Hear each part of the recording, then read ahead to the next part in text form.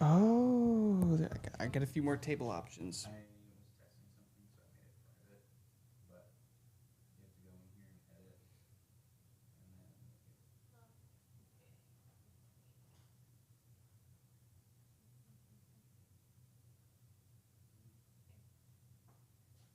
and then I think that should be the call link. Just make sure this.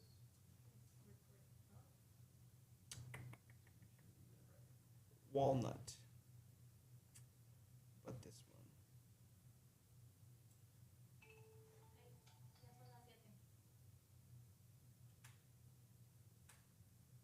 This one might be better. And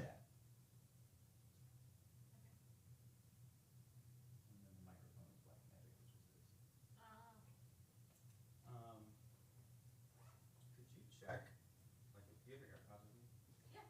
Can you just check on your phone and make sure you got, or she has it? Yeah, I can check. Can you just let us know if you have audio? I can hear speaking to your mics.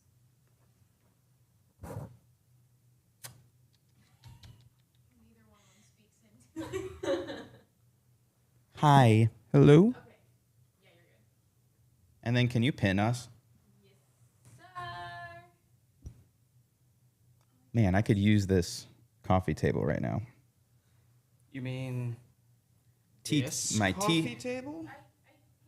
Yours. Just double tap the top of the border. The gray part. Yeah, double click it twice. Nope, the gray part. Yeah. There you go. AA run. How's it going, sir? Jake Quillen. Jake Quillen. Jake Quillen.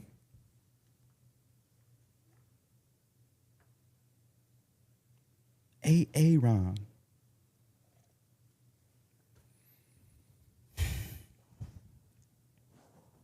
Are you in a different room, Aaron?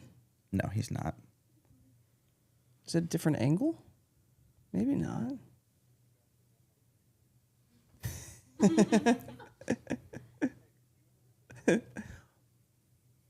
Technically, No. no. Yep, we had to rearrange.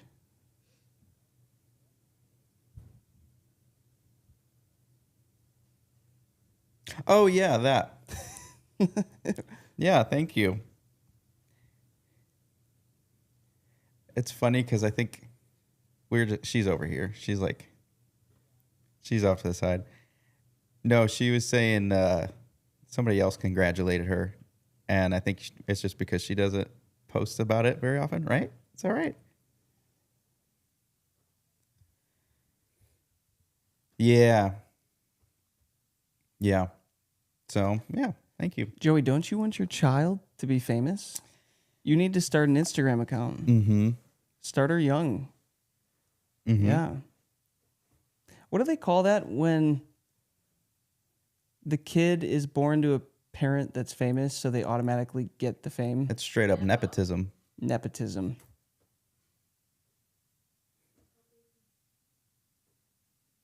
You're looking at the father of nepotism right here. This is the face. The face of nepotism is where it starts. If she doesn't have 1 million followers by the time she's 5, it's a failure. You're grounded. Yeah. Sylvia, hello. Welcome back. She's like, what did I Fantastic. just walk into?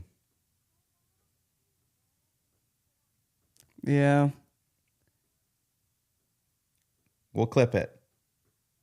We may not post it, but we'll clip it. Hey, Autumn made it. Welcome, Autumn. Don't worry, guys. This is tea. This is some herbal tea that Jason made. I don't know what's in it, but It also looks like whiskey. it looks like... It tastes like whiskey, but we call it tea. It's incorrect. How we get our best music business ideas. Yeah. Herbal tea. Actually, is tea. I should have saved mine. Oh, yeah. for this You can call. start recording, Gio. You can By the way. record. Yeah. Or you can. We got all the bad ideas out of the way. Yeah. Everybody's going to have gold going forward. So got a few people popping in. Lenny's here. Welcome, E. Autumn, how is life going? I'm caught up with you in a little bit. Oh. Did you lose power for a while?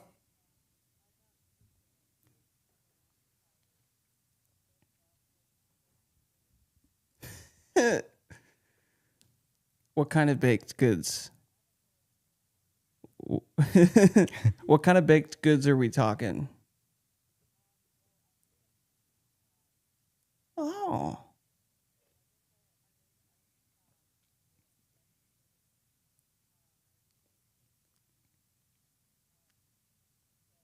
It's like you had like Thanksgiving.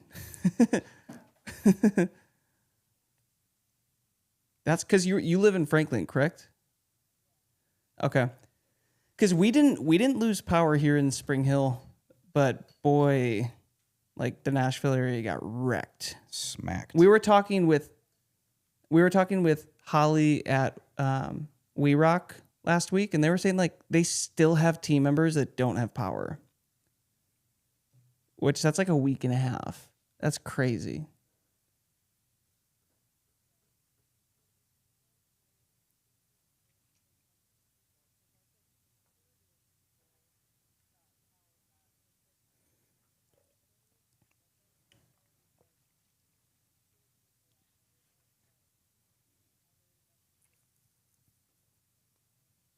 Mm-hmm.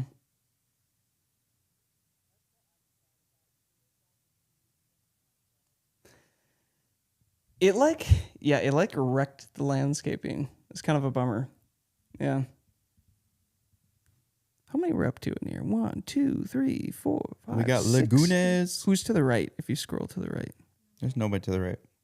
Oh, do we count as one of them? Okay, we count as one of them. That's fine. It's okay. Cool.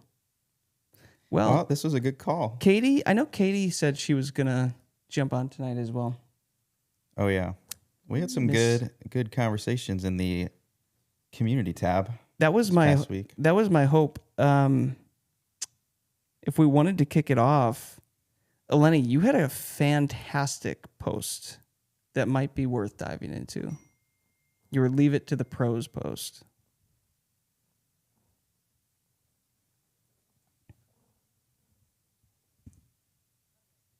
Struggle bus? I can hear you. There she is.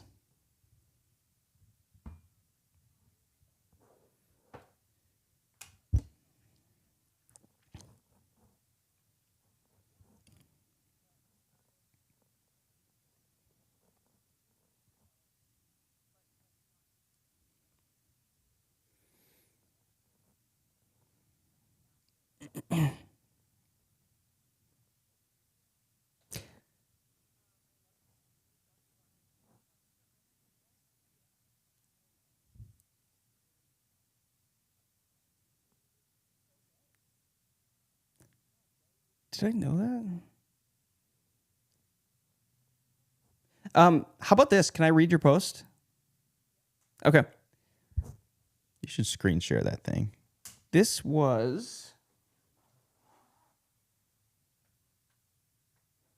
Where's the other way? All right. Is it popping up? Can they see my screen? It's popping up on my end. There it is. Mm. Nothing there, huh? It's definitely plugged in. No. Well, you might as well read it. Yeah. You can never have too many tabs. Okay. Here it is. Leave it to the pros. Hey, fam. I've been thinking about how many of us have become unexpectedly excellent at one or two specific parts of our artist journey, whether that's release strategy, live stream setups, playlist pitching, sync pitching, production, content hooks, touring, grant writing, etc. Are there any independent artists in here who have really dialed in a particular skill set or knowledge or area that you could potentially monetize or teach? I'd love to open up the conversation around how we might not only diversify income streams as indie artists, but also share more of our hard-won knowledge within this community. What's something you've gotten really good at that others might benefit from? We're going to try it again? All right. Well, that's the question.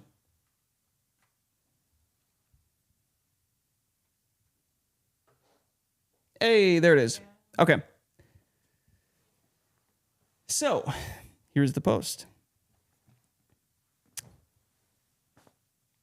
We got Joey talking about guitar. Annie talking about her photography. Hopefully Katie jumps on this call. She was talking She's about. right here. Did she make it? What up? Hey, that's good timing. It's you're a little quiet. You're a little quiet, but it sounds professional. It's a little better. A little better. You probably go a little louder yet. That's pretty good. That's solid. Welcome to your first call. Yeah, welcome. Oh, you've got a nice setup there.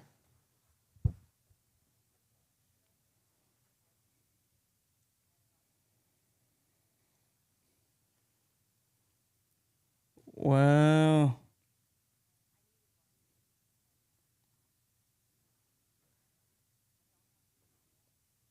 And then he never saw her ever again because she never leaves the basement. Yeah.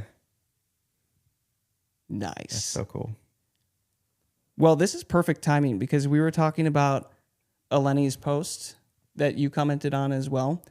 And I think this would be worth diving into, guys. Just talking about this whole concept of what skills have you built along your artist journey that, number one, could be benefiting other people, but also number two, guys, from like a business perspective, from like a funding perspective, is like, are there opportunities for you to be monetizing your skills by offering them to other people? Besides just this whole journey of recording music and trying to get streams and tours and booking and all this stuff, like besides the music thing, do you have skills that you could be monetizing to help fund the music career? So I guess we could kind of open this up. We could also talk about your comment there and like what you've done. We can talk about kind of some stuff that I've done, the two of us together that we have done. And we really just want to get your guys' minds and just give you guys some ideas. Get some ideas, yeah. Yeah. So yeah, we were talking when Katie joined in. We were talking about Annie and her photography skill, and that she has quite the catalog of artists that she's worked with. I did not know that either, but that's really cool that she's been able to do that and use her media skill that she probably built by herself for like the artistry. I feel like that's a lot of the things that happen for us. We build these skills because it's like, oh, I need to have better content. I need to have better posts. And then it seems like she's been able to spin that around and make some extra income off of that, which is great. So I think it'd be great to kind of go down the line if anybody has any skills that you've built up that you've been able to monetize or maybe not have been able to monetize, but you want to flush some ideas out. That's pretty much my bread and butter when it comes to figuring this stuff out. I love just like overall entrepreneurship and small business, even outside of just the music space. So yeah, I'd love to talk more about that. Yeah. And you don't even guys have to necessarily know what they are. Maybe walk us through everything that you've been doing in your career. What is, like, maybe if someone wants to jump in and share, here's all this stuff that I do for my artist career, because I'm sure there's a lot, because we have a lot that we're doing as well.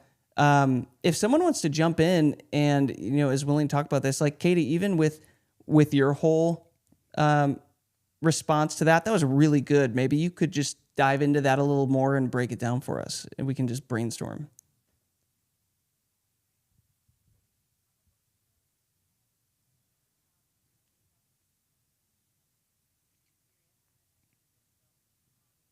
Cool.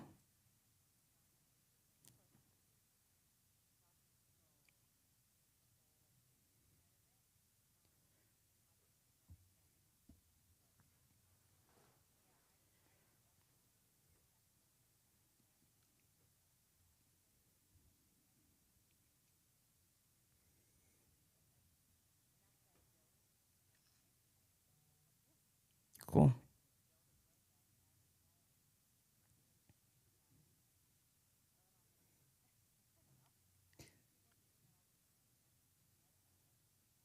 Mm-hmm.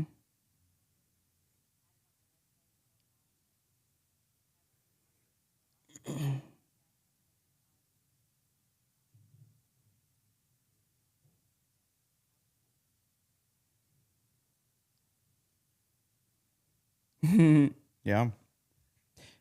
Do you have any findings that you would like to add to the list that you have? Do you have a process for yourself as an artist?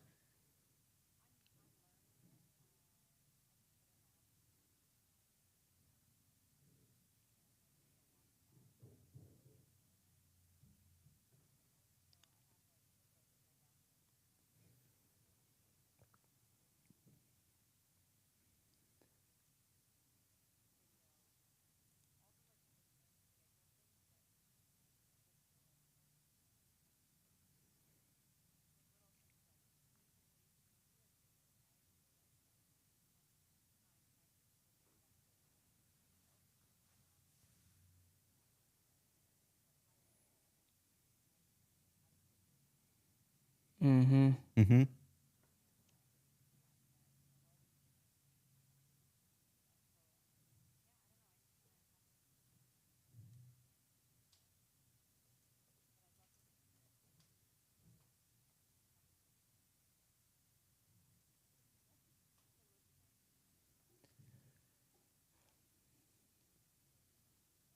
Yeah.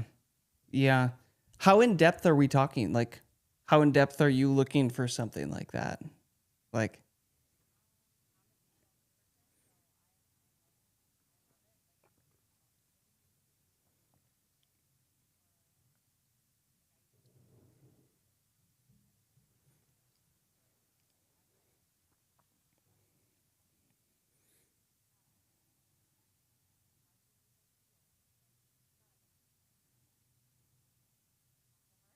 mm-hmm.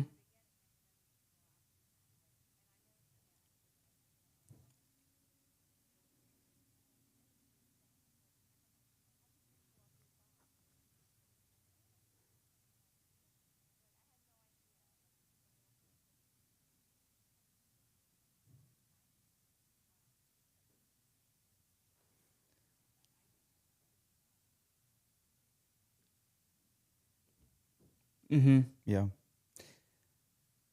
I think she's describing a little bit what, It's the roadmap. yeah, what our roadmap is. Yeah, our Yeah. artist roadmap. Have you looked in the school network yet?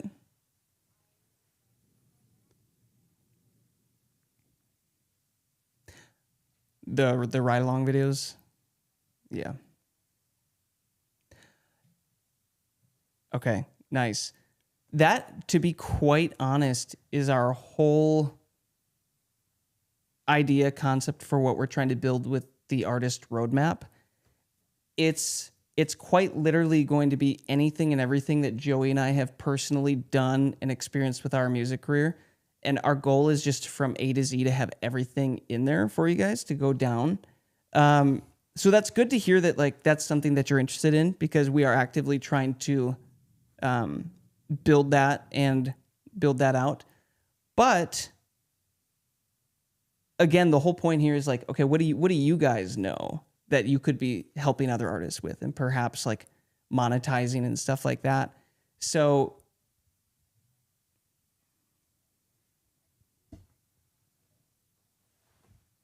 Hey, huge. there you go.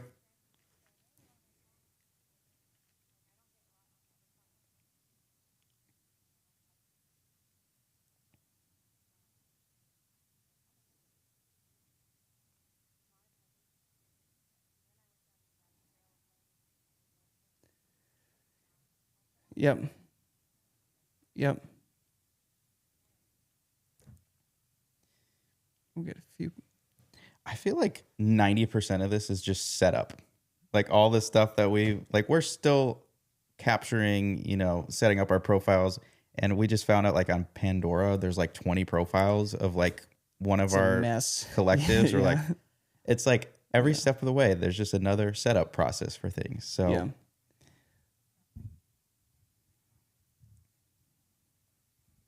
Mm-hmm. Merging. Yep.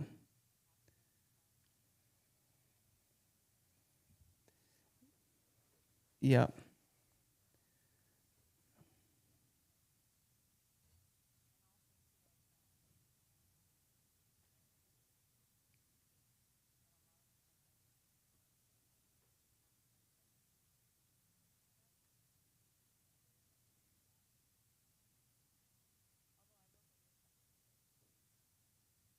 Oh, good.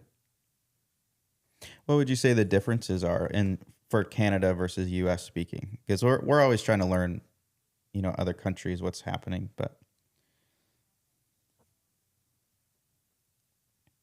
There's quite a few here. Yeah.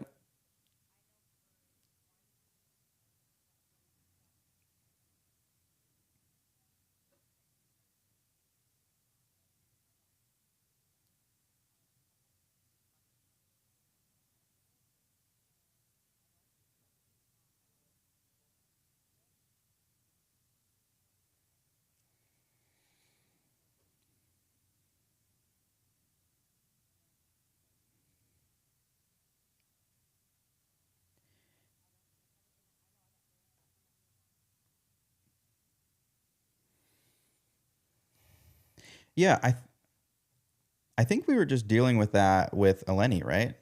With your song, because we were like, oh, because in the States, yeah, you need a publisher name and a songwriter name to collect on both. But was that you, Eleni?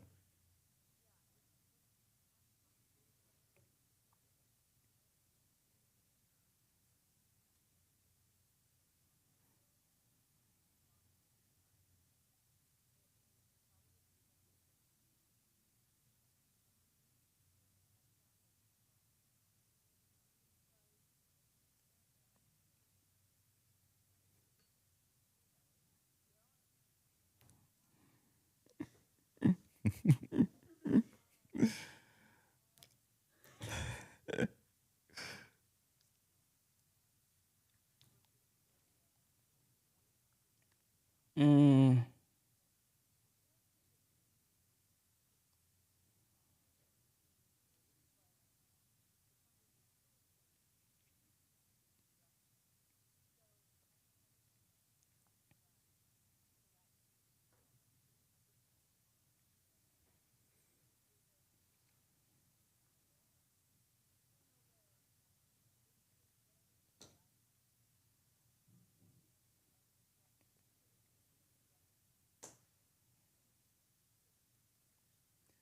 yeah. Or 100 and 100 to make 200. Yeah. Yeah. Yeah. Yeah.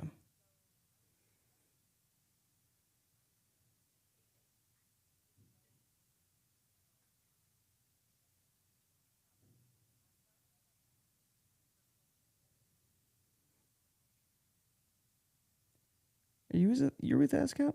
Hmm. I'm with BMI. Take it back.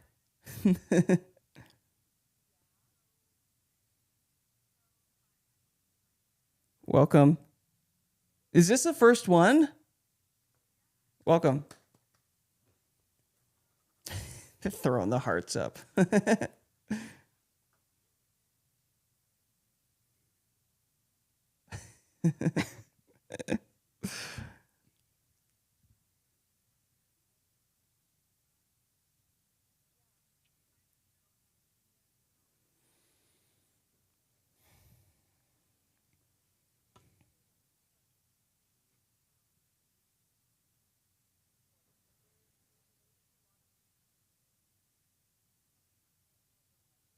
Yep.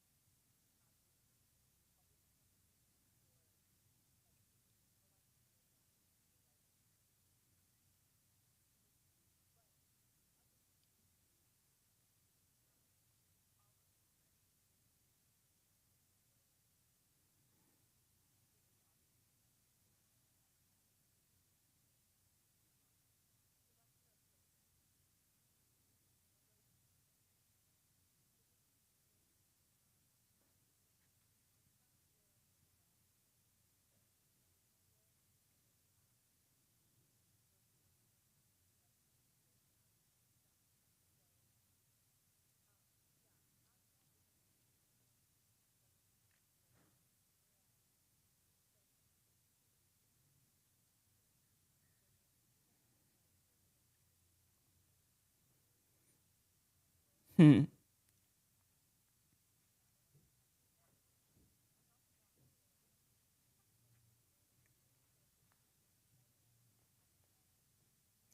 Yeah, I'm just curious from the Canadian side, Eleni, did you have to, when you created your ASCAP account, did you have to prove something or like connect your SOCAN account, or it just kind of automatically does all of that?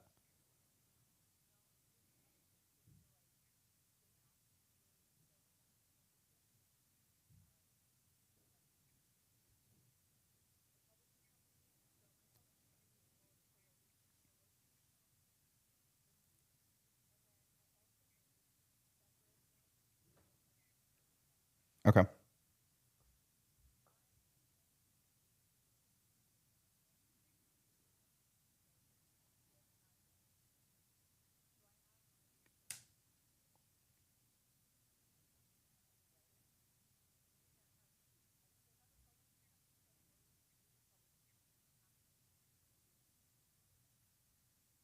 Okay. Yeah. No, this definitely needs a you whiteboard, but you could just pretend there's a whiteboard and keep making those sound effects. I think that would be good for the group. We should get a whiteboard on here. That'd actually be really helpful.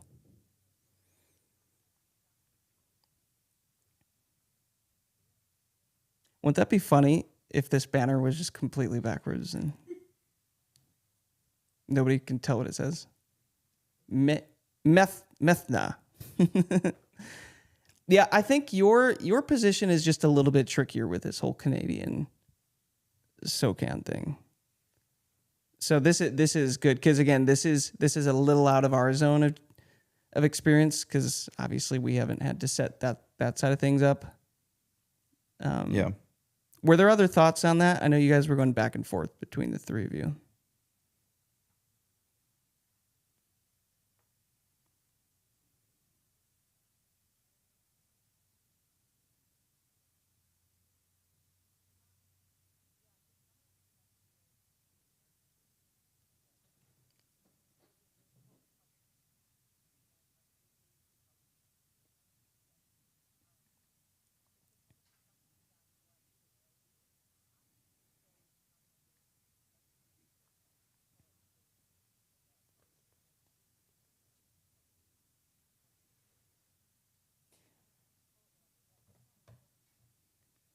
It's not like an LLC or an S corp or anything like that.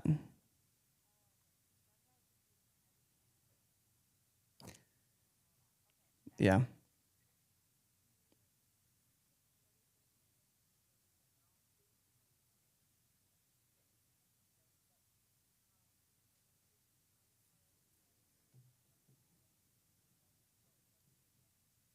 Mm-hmm.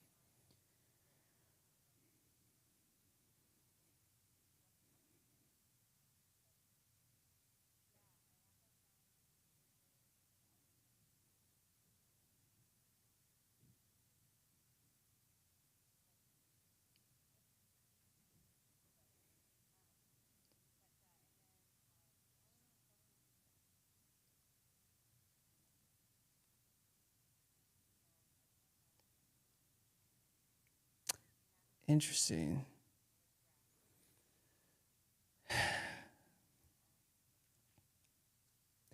Sound Exchange, I'll tell you what, it is a little trippy the way that they have that set up. Mm-hmm. It really is. And do you know what's funny? I just forget about it because it's typically a much lower revenue stream. And yesterday I opened up my Cash App and there's like $68 in it. And I'm like, oh, look at that.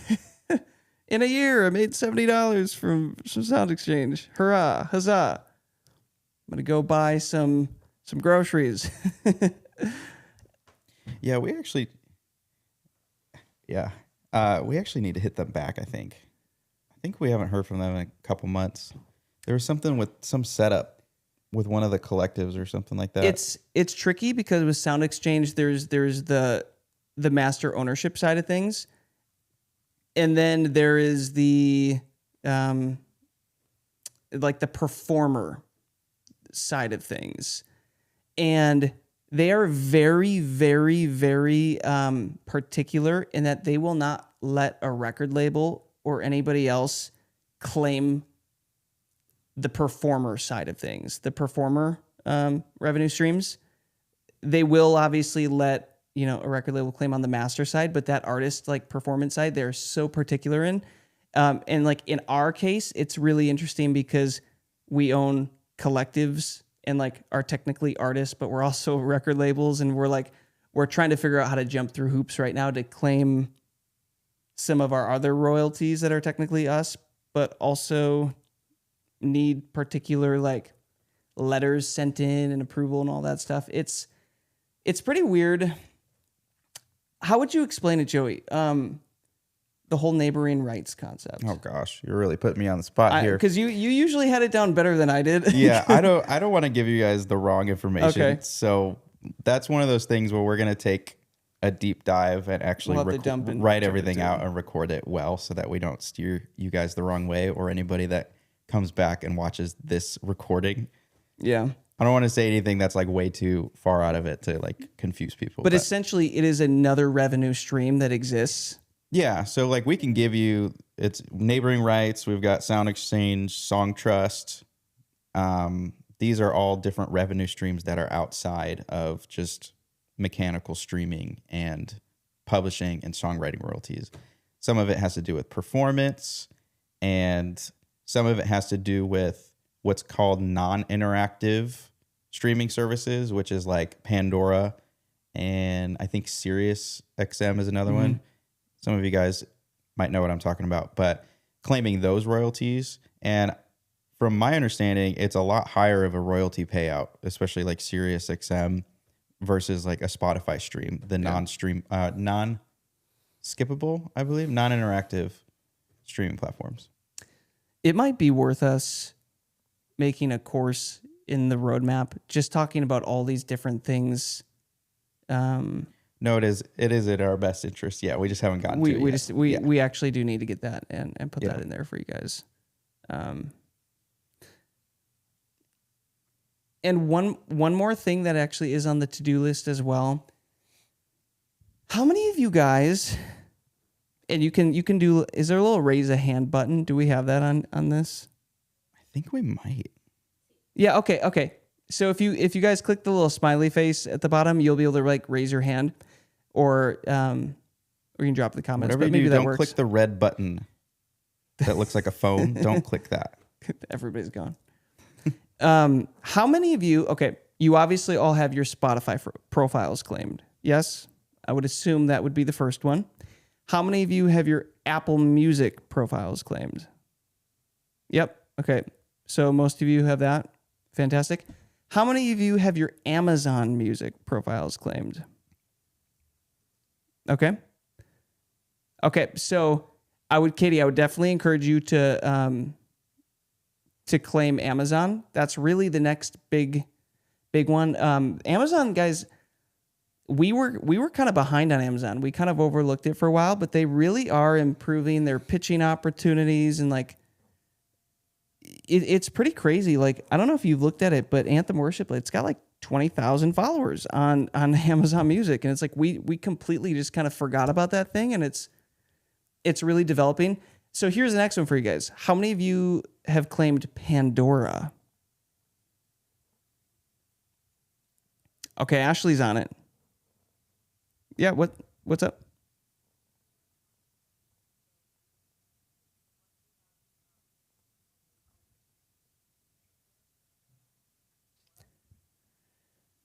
Interesting. Okay. So we are in the process of going through Pandora right now because, again, it's a really, really big revenue stream. If you can get that taken care of. Eleni, I almost wonder if, like, would we we could potentially do that on your behalf. Yeah.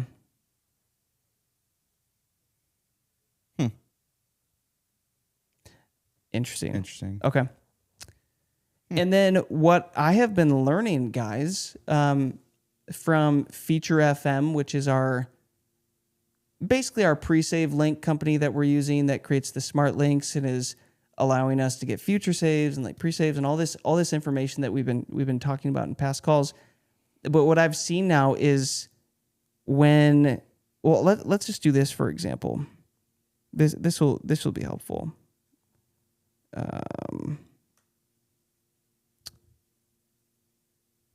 Is it not going to?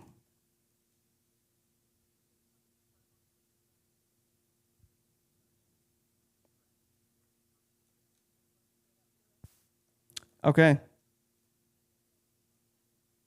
No, that good point. Clip that. Oh, it's not letting me. Let me try a sec.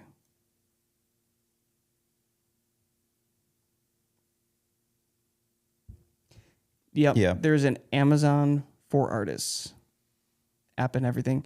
I know you're like there's another thing for me to be tracking and updating, and like it becomes a lot. But here is what I wanted to show you guys. Copy. Okay. Let's see here. Oh, is it? I keep slipping out. I'm sorry. See if that pops up. Okay, fantastic. So this is the pre-save. I'm kind of just going down this list, guys, because this is a little bit of a side tangent from our original conversation topic for tonight. But while we're here and talking about claiming things, so what I realized was like, okay, we had Spotify claimed for all of our artists. We have Apple Music. We have Amazon, right? We had our YouTube, our official artists and everything for that. But then there are other ones, guys, that we're really realizing like people are streaming and listening to our music on Tidal. We have not gone and claimed Tidal yet. There's another one called Deezer. We have not gone and set up our Deezer profile yet. Even just like SoundCloud, getting that one set up. Pandora. There's another one called AudioMac. And looks like we're having a few technical difficulties. Are we good? We're still going. There are so many of these other profiles, guys, that I'm going and I'm setting up our pre-save link so that like people who use these services, they have the option to pre-save the song and everything and follow there. But I'm going to look at our profiles, and our profiles are like either screwed up or we just haven't claimed them or anything. It doesn't look very good. So that's on our priority list of what we're doing right now as well is, man, I want to go through the top 10 streaming services and make sure that my brand looks correct and that I can claim my profiles on all of these. And again, they're all a little different in the way that they create your artist or Amazon for artists, Apple for artists, Spotify for artists, AudioMac for artists. Pandora is like called AMP. And like they all have their own different background. It's a lot to keep track of. But from a brand perspective, it's like while we're in the mindset of like, okay, things that I need to set up once so that it's set up forever for my music career and it's just done. It's like, okay, this whole publishing world with, getting your publishing company and getting your, writer's side set up and all this stuff that you guys were just talking about. This is another side of that too, is it just takes time, right? It's a pain in the butt having to go back and forth with these companies trying to get things claimed, and then they want proof, and then some of them will be like, well, you have to connect your Twitter, your X account. It's like, I don't have an artist X account. Okay, well then you have to jump through this hoop and yada, yada, yada. So all that being said, I would highly encourage you guys, if you haven't already, and again, it's if you're early on in your music journey, there might not be many listeners or streams there. But this whole idea of like getting the board set, the checkerboard, the chessboard set up for when traffic does start to flow, that might be something worth spending a little time doing, because that's what we're kind of in the process of doing. That makes sense. Any questions around that? Okay. And it'll add up too, like once they start really rolling, because I don't know what it's like. I'm assuming it's the same everywhere. But when we look at Apple and Amazon, they're like double or triple the royalty payout versus one stream on Spotify. Yeah. Double. So, yeah, if you can really get those rolling. Spotify for us, I think across the board has always been, we get triple probably the amount of streams compared to the other streaming platforms. More than that, yeah. But yeah, so that's our goal right now with this whole Feature FM thing, is to try to get those other platforms going. But you really only need like half or a third of the streams to really make the same amount that you're making on Spotify. Especially like the titles and the Pandoras and the Deezers. Like if you compare those streaming charts, it's significant what those are paying out versus a Spotify, which is pretty much nothing. Just a thought. I don't know how we got on that tangent. We were talking right before this about the whole publishing company concept. Is that where we ended before I kind of pulled us in this direction? Well, we were talking about revenue streams before that, side hustles and things like that. Yeah. I want to pull it back to that. Yeah, I want to go back to that and talk about Eleni's post. And I know that kind of with your music, and you were asking about this, do you have any ideas or skills that you're looking to monetize, or can we help you out in any of those areas and kind of flush some of those things out?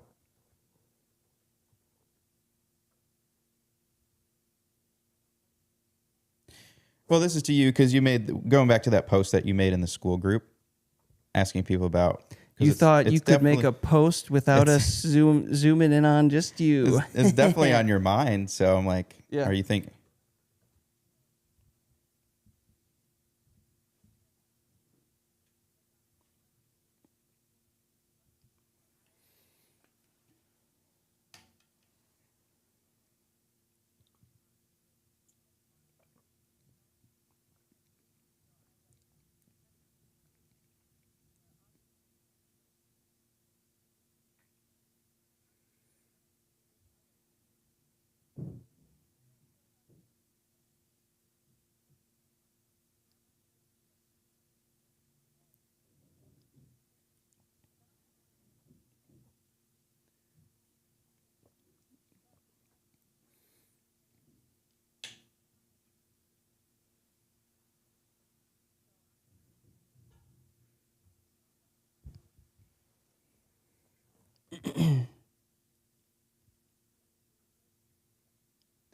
Yeah. Yeah. Okay, there's a few topics that we can go off of here. So, oh man, a couple ideas. I'll tell you from my personal experience some stuff that I have done. Joey, you can talk to kind of some stuff that you have done. Yeah. We can talk to some stuff that we've done together. And then we can also talk about some ideas that, Eleni, we were talking through with you, even of like this whole concept of a school group of like, oh, how do I take this knowledge and this career and everything that I'm doing and like create value for people and stuff like that. So I know the first thing that I did in my music journey was I'm a piano player. I went all in for years and years and years, getting really good at piano. And back in the day, 5 years ago, when Joey and I were just starting the Anthem Co., and we had just really taken over Mass Anthem, and we didn't have any revenue streams coming through any of that, we were both monetizing our skill set that we learned from school, which is our instruments. So for me, I started to, well, at this period of time, guys, like I'm living with my parents. We co-founded this company from my childhood bedroom. Like, talk about humble beginnings. And in that surrounding area, there just weren't very many, I don't think any at all, male music teachers. There were none. And the music teachers that were out there were just super boring and very, very traditional and just like not fun at all for kids' music. So I had people that started to reach out and ask for music lessons. And pretty soon I just turned it into a business that, on the side of doing the worship coordinating, directing position, it ended up being more profitable every month than that thing. Like in half a year, that thing overtook almost double what I was making from the other thing. And I just used that to pour back into the music career.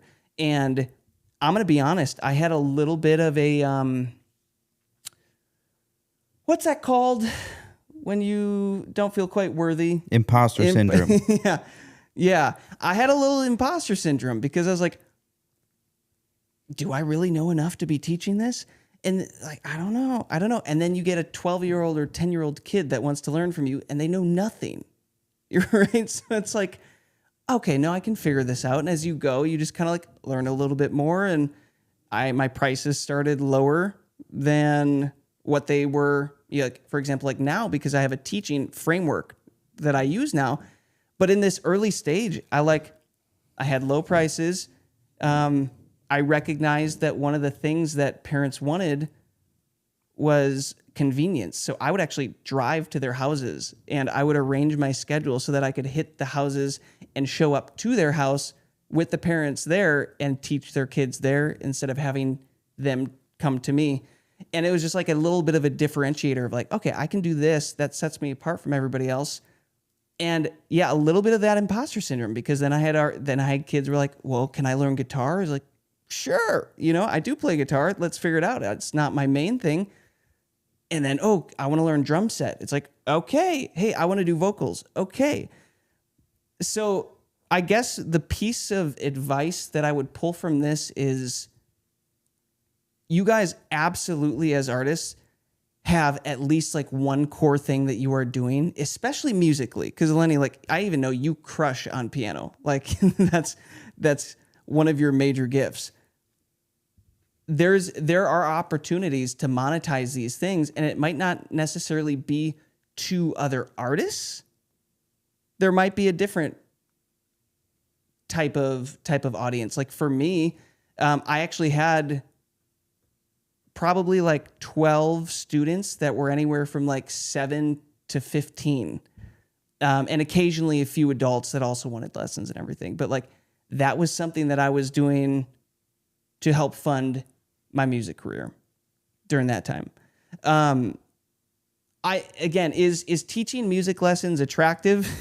Is it fun? Is it like the shiny object that you're like, wow, this is what I wanted out of my music career? No, because like when I got into music early on, I detested that everybody was like, so what are you going to do? You going to teach lessons? I was like, no, there's so much more to this besides that. You guys don't get it. But then I realized like, oh, you know what? I actually enjoy this. And as I teach, my craft actually gets better because I have to think through things and learn how to teach it and break it down better. And I'm actually finding I'm getting way better at this piano thing. And like, it ends up making me a better artist and everything. So I guess that's one concept here of, okay, I have a skill set as, for Mass Anthem, I would do a lot of the piano arrangement and stuff like that. But I take that talent, turn it into a side revenue to help fund everything. Dang, that was point number 1. I don't know. Are there more points? Oh, well, you said that was your first point. That's the first example. Oh, first example that I have here. Okay. So for me, how many of you guys have heard of skill stacking? Have you ever heard of that term, skill stacking? I have heard that.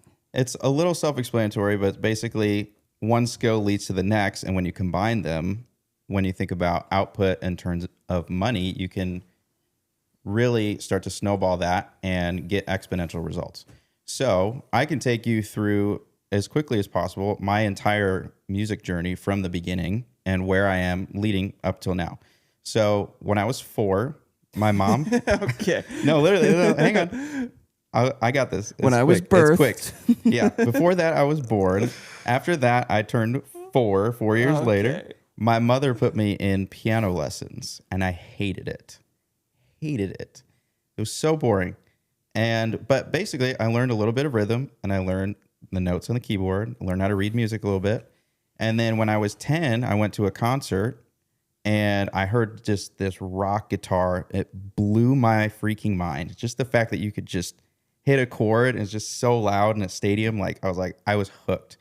So then I picked up the guitar when I was 10 and I learned a lot more about music theory, learned about playing in a band. I joined the church worship team when I was 12 and I was in the youth band. And then I got pulled up when I was 13 into the adult band. So then I learned more about preparation, learned more about music theory, learned what it's like to play in front of people, learned what it's like to play in a band.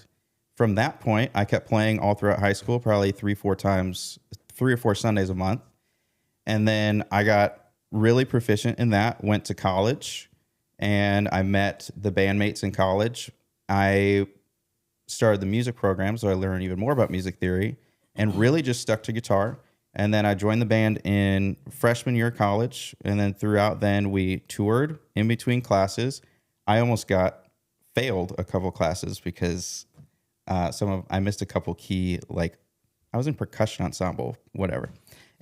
So that was just another skill, percussion ensemble. You failed percussion ensemble. Yeah, I missed I think I missed the big concert at the end and he almost failed me. He was so mad at me. Anyway, so learned a lot of that stuff. The band, this was before we were owners in the group. Were you in guitar ensemble too? No, college? I hated it. No, we stupid. had to do, I guess I had to do it in college. It was like the old fashioned guitar playing where they make you have a foot pedal. So your leg is like obnoxiously high. And then it's like medieval music. Ding, ding, ding, ding. Learn how to read music. But anyways, yeah. go back. Anyway, in college, we had piano proficiency. I really honed in scales on the piano and all of that. And so during that time, the band was touring. I got to know what the road life was like. I got to know what being a good hang was like. I got to know, how to deal with people on the road in tight corners. We were sleeping in vans. We were doing all the things, trying to get signed. And we got a manager that wasn't very good. So we learned a little bit about that. We signed somewhat of a trash deal with a record label at the time, thinking that our whole entire career was going to change when we signed this deal. And so we were promised all the things. We're going to get you on radio. And then it was like a couple small stations. It was like, but we still got you on radio. So I started learning more of that, the business side and the management side. And during that time, I got really into video during college. This was around the time, I don't know if you guys remember the original vlog era. This was 2015 and 2019. I got super hooked into that. But I also got pretty good at video editing. So I was building the video editing skill. I was already pretty proficient at music, guitar playing, and now I was starting to expand. So I was making my skills more and more valuable to the band. So I was making a lot of content. I was making my own vlogs, learning how to edit. I was starting to learn the social media game. And then from there, so this was 2020 when the band was the two original guys, they wanted out. COVID hit, they wanted out. That's when we started TAC. And at that point in 2019, I started my own website. I figured that out, how to, everything from domains, connecting that, how to list. And it's still out there today. I list guitar presets and do tutorials and still guitar education. So learn how to teach, learn how to do all that. And then that's when we started the Anthem Co. in 2020. We're like, shoot, we don't know how long this thing is going to last. We might as well continue to build our skills. That's when you and I started diving into Facebook ads. And then we learned how to grow playlists. And then we learned how to take the playlists to make our music more valuable. And then throughout that point, we started figuring out the record label side. What does it look like to sign artists? We spent a lot of money on lawyers to try to figure out what do the contracts look like. Yep. And we started learning more about publishing. And so you can start to see over probably a 10-year period of all of the skills that started to stack. So even just looking back 6 months ago, I started my school group back in August.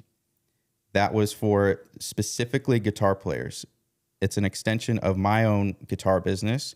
And 2 months later, I was like, dude, Jason, this school platform is built for education and community. And I was like, we have to do this for TAC. Because at that time we had this idea to start this concept of what we're doing here at the Anthem Network. But we were trying to look at different platforms, and we're like, okay, which ones do we do? Whatever. We were kind of in between, bouncing in between.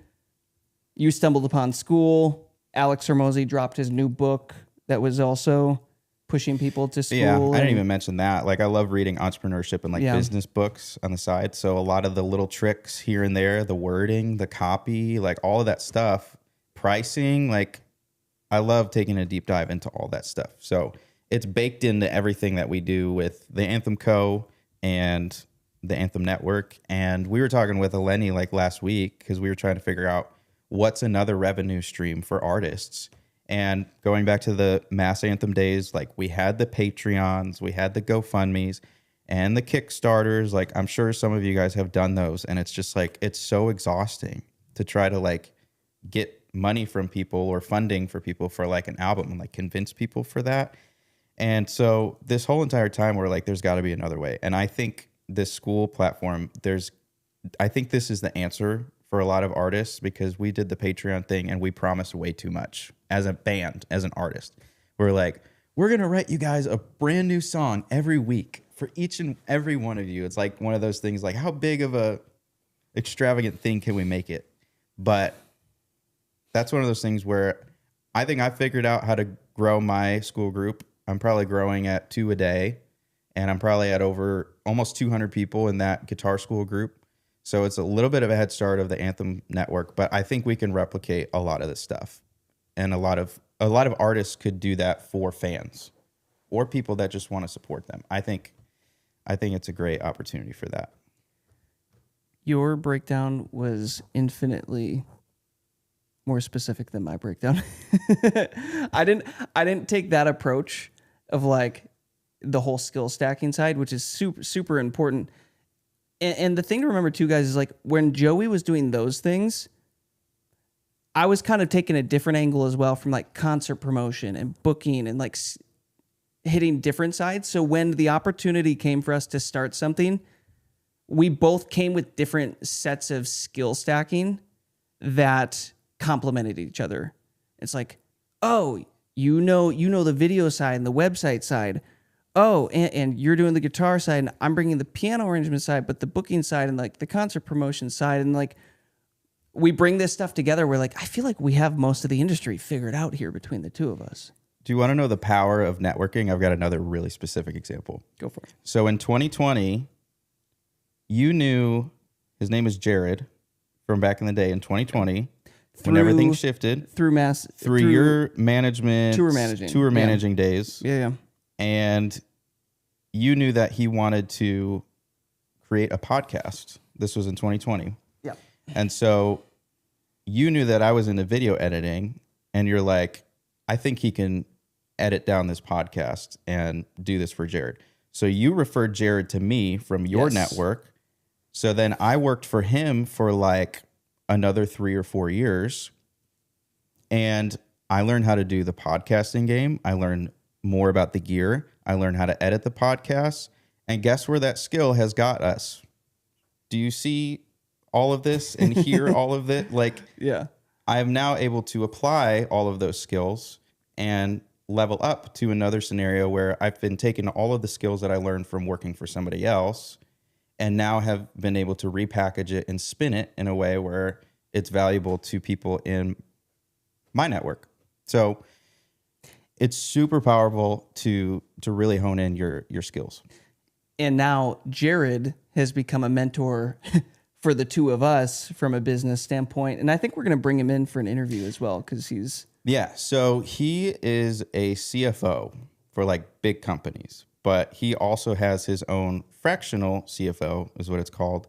And he does a lot of like finances for business and stuff. And so he is looking for clients.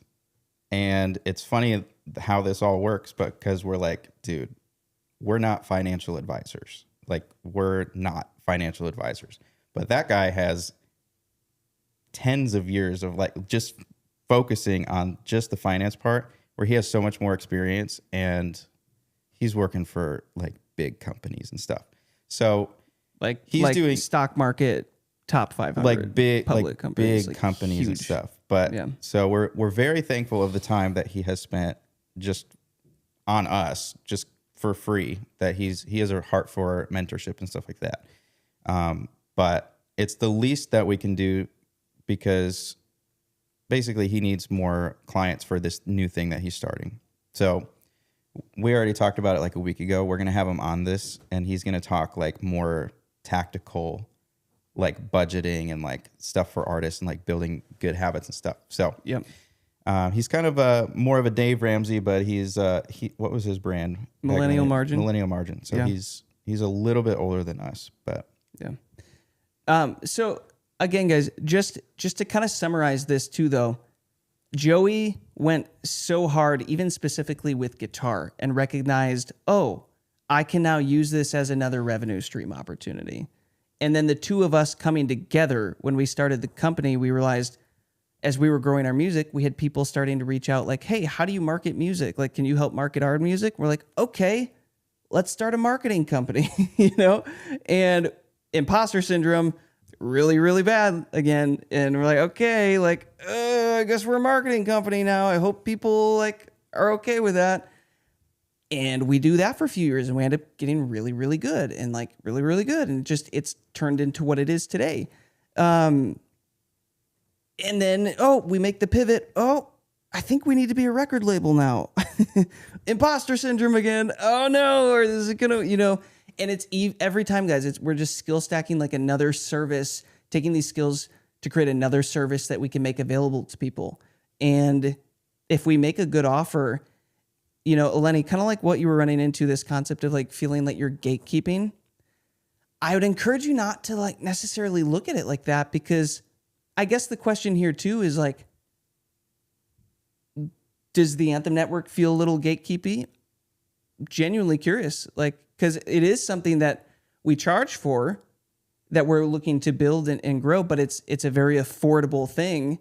And we're just taking everything that we know and trying to give it away. and in the process, hopefully give you guys awesome careers as well. And like, just kind of get that snowball rolling. And it's like, even with music lessons, it's like, I think everything is a little bit of a gatekeeping thing, but the way that this world is built is we have our time and we have our energy. That's really our biggest currencies, the most valuable currencies that we have. And, everything's like an exchange, right? So there are people that want your skills. And don't feel bad charging people for stuff, for services or whatever, because I have so many of these random business nuggets that I love to organize. They're just floating around in my head of books and courses and stuff that I've taken. But have you ever has anybody ever gone to you guys have Burger King up in Canada? You guys have Burger King? Okay, cool. Do have you guys ever? Yeah, they have. They have a Burger King all the way up there? Yeah, Wow. I was just getting participation. She's like, I'm out. Have you ever seen the $1.49 10-piece chicken nugget at Burger King? You've never seen it? So you don't have chicken nuggets or the $1.49 deal? Okay. Well.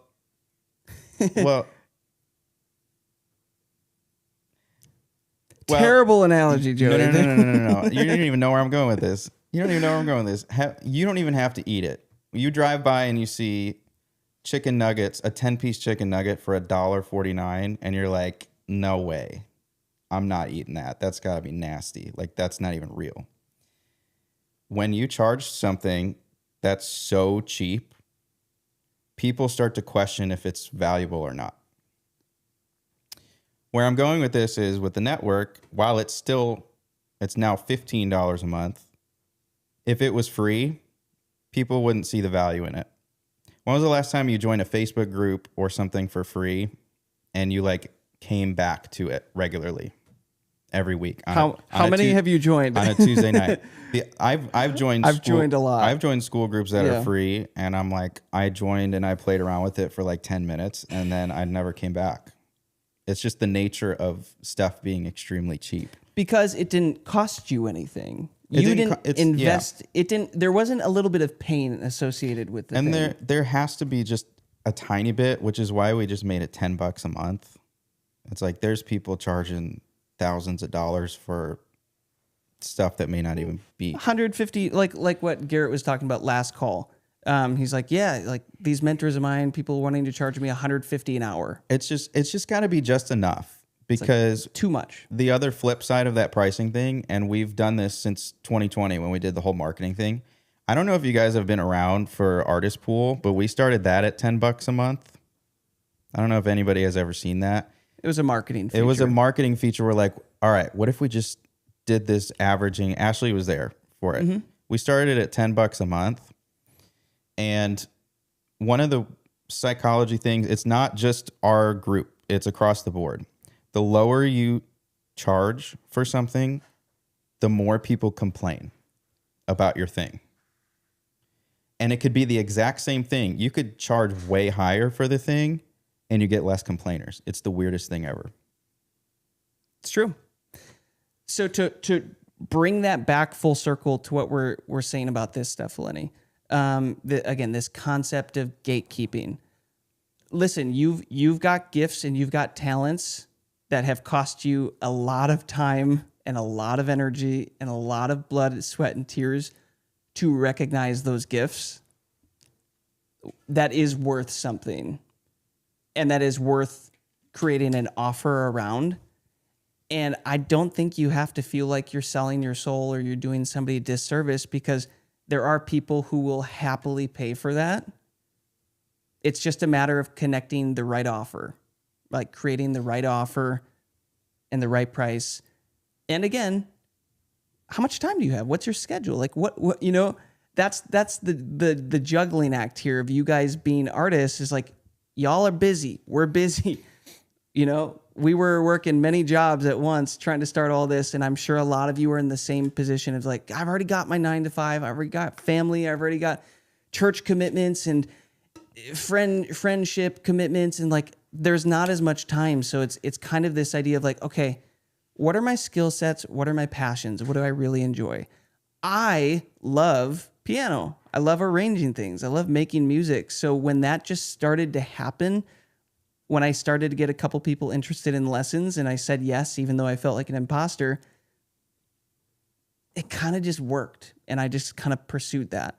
So for many of you in here, I'm willing to bet a lot of you have significantly, well calibrated music skills, when it comes to your instruments and singing and production and stuff like that. I'm willing to bet there have to be people in your circle that know who you are, people that know that, oh, in your community or in your church community, oh, I know Lenny is the artist.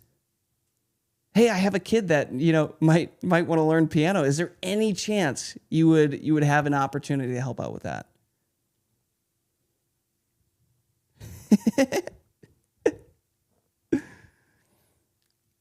Okay, so good. You tried something and it's not the one. Okay.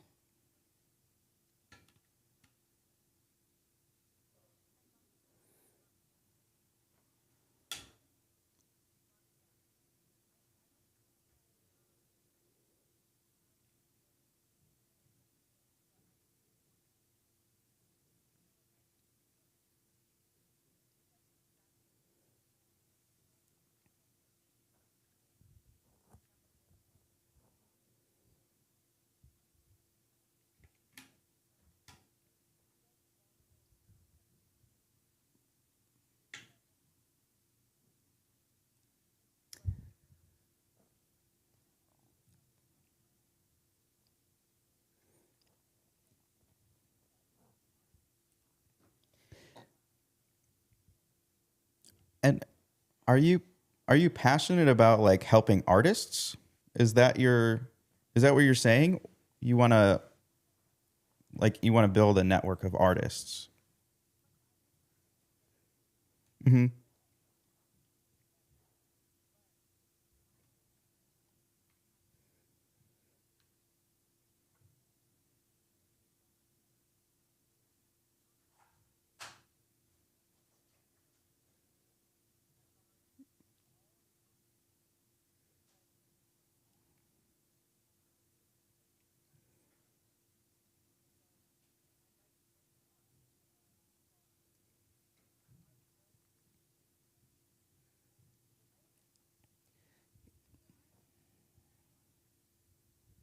Mhm. A couple thoughts here, and I think this is worth mentioning too. Personality, guys, is a skill set. Like your personality, Lenny, like what you bring to the table just with your presence and like who you are, that is a skill set. That thing, I know. I'm making her cry in front of everybody. That is a skill set, but I would say that skill set could almost be more valuable when it comes to what we were talking about the other day, which is this concept of building a school group around fans of your music and people who want to connect with you more as a human and as an artist, fan to artist. Like, I know, like, when you look at our school group, like the network, like we have to put energy into like teaching for this thing. Like that's kind of our role here. Obviously, we're here trying to nurture the community and make sure like everything's and like moderate and make sure everything's good. But like we have to put forth the most energy out of anybody that's in this group, obviously, and build the roadmaps and the courses and like keep doing that stuff. But what I'm seeing, especially for having an audience size on social media for you, for example, for Lenny, like there are so many people that would spend just a little bit of money every month just to feel like they have a personal connection with you. Like you don't have to teach any of your audience anything. Like that's what I'm trying to, the business model that I'm trying to build for artists, you don't have to like necessarily teach if that's not your thing. It sounds like you have a passion there for artists and like doing that whole thing, which is great. But I'm just saying like overall as an artist, you have such an audience there that may not be interested in the artist journey.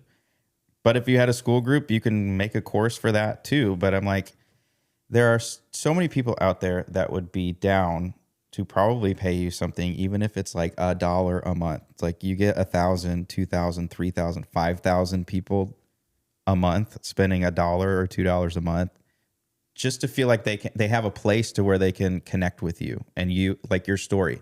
Like, and this is something that we talked about on our last call. I haven't uploaded it or anything, but we talked about there's still a huge layer, a boundary away from your personality right now that's not on social media. And that's fine. Like if you don't want to put your whole personality or most of your personality on social media and be genuine with people and just have it focused on the music, like that's totally fine as long as you're cool with that and you're intentional about that. But there's a whole layer of your life that people would resonate with your story that if you can either have parts of it on social media or if you're not, that's not your personality, you can have it in a school group or something where people can connect with you and engage with you that way. 100%. And that might look, guys, that might look like something similar to what we're doing with this network, but it's a little different. So it's like, how do you provide more connection to fans? And how do we, how do you monetize that? How do you build different tiers around maybe access to you? Or, hey, every Friday night, guys, I'm going to go live and I'm going to sing and perform some songs and you can come and show up, request songs. And maybe if you're in the highest tier, you get to request songs specifically, or maybe there's an opportunity for them to pay $10 to request their favorite song and you can learn it for the next week and include it in the set. And people are happy to do that because that thing means something to them. And then you put your version on it, your own twist on it, and they love what you're doing with your stuff. And that means something to them. And just think about this too. It's like with our specific social media strategy that we're doing with Eleni right now for this album, there's traffic flowing through you right now. There's a stream going through you, and you kind of just have to take a net and start catching fish out of the stream as they all go by. Because if you look at, let's take an example. That playlist that you have in your bio link, the Worship for Anxiety, I think it's over like 400 followers, right? 430, something like that. That started from 0 a couple months ago. Could you imagine now if you also had a school group that was a link right under there? How many of those people might have clicked on that and gone to realize like, oh my gosh, like for only $5 a month or $3 a month or wherever you want to start, like I could hop on and like get to hear her perform, maybe sing every week or every other week, and like have a connection and have like that, you know what I mean? Like this custom human interaction. How many of those people might have found value in that? And the thing is, with school, you can do different tiers. So some of you have, I think we just have one tier right now where it's like we've got the monthly and the yearly.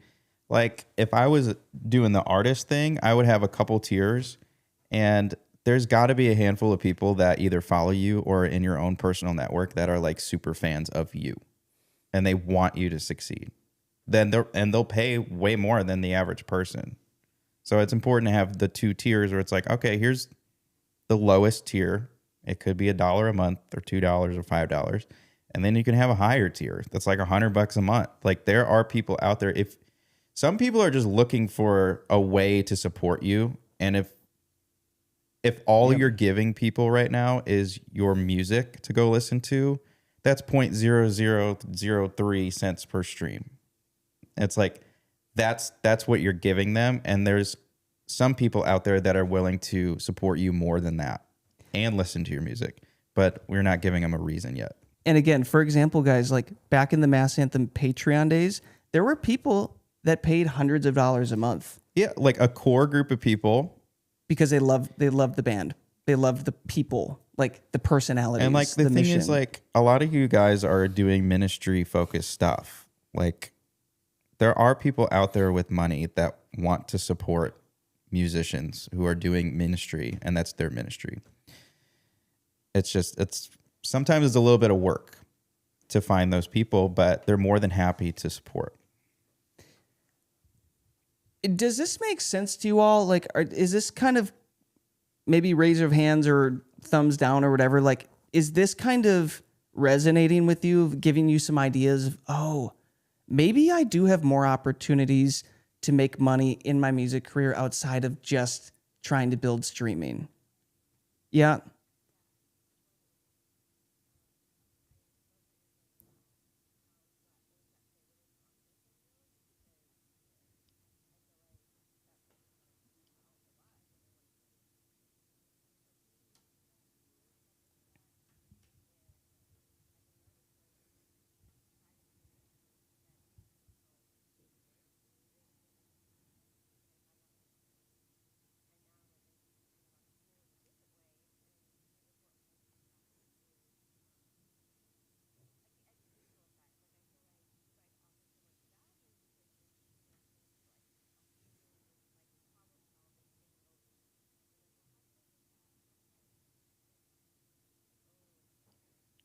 Mm-hmm.